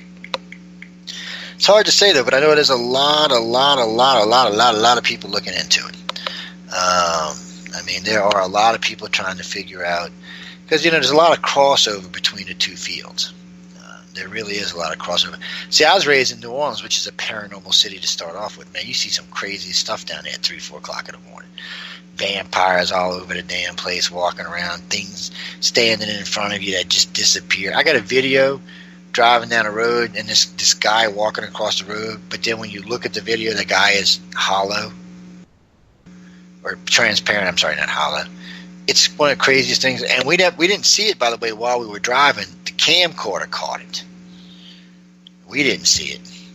We got one where we're filming a church at 4 o'clock in the morning, and we're just sitting there because it's a spooky ass looking church. So I wanted to film it, and I was, by the way, ladies and gentlemen, I was drunk.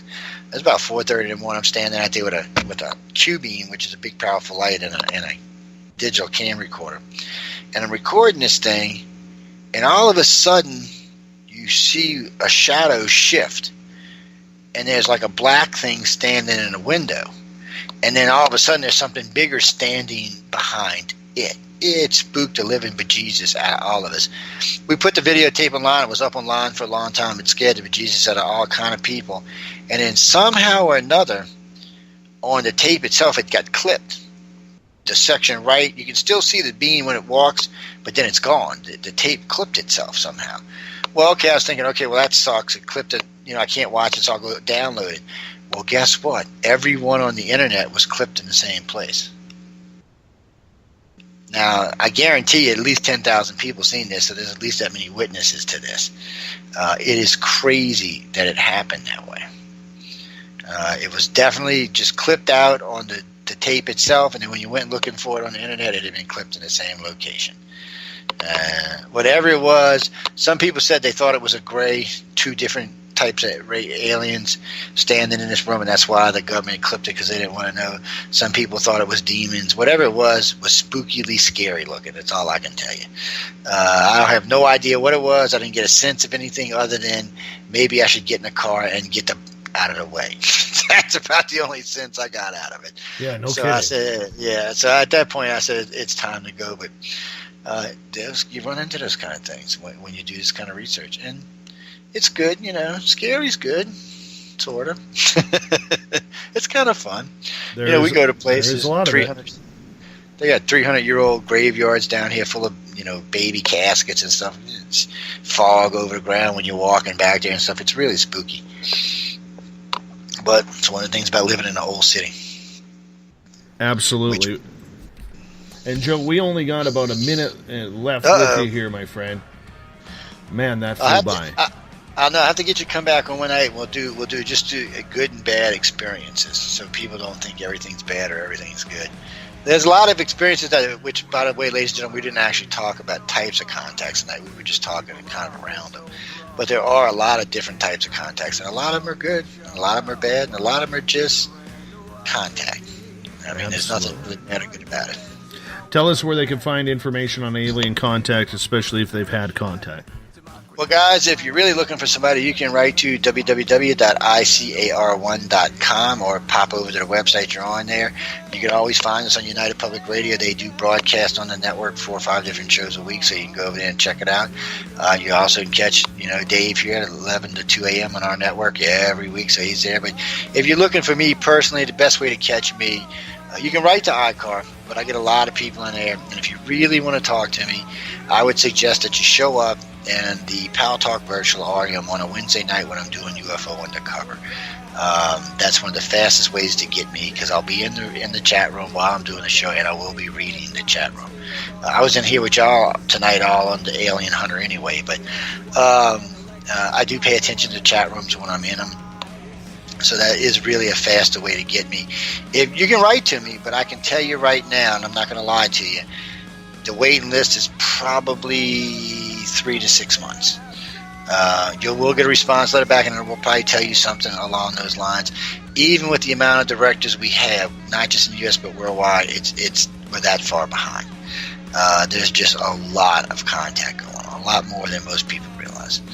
And we're one of the groups that ufology calls us their best kept secret, because no one really knows about us, but everybody really knows about us. Figure that one out. And on that note, Joe, I got to shut this thing down because my weekend is about to start. Joe, I want to thank everybody who took part in the show in this week, from our guests to everybody in the chat room to everyone on Twitter and wherever you are listening. Make sure you join us sometime in the chat rooms. Come say hello. Join us on social media, because we do this thing every single night of the week. Yes, we are here at spacedoutradio.com 7 days a week. Hey, tell a friend. Share the show. We want to own the night. You can help us do that. Mr. Bumblefoot, take us home.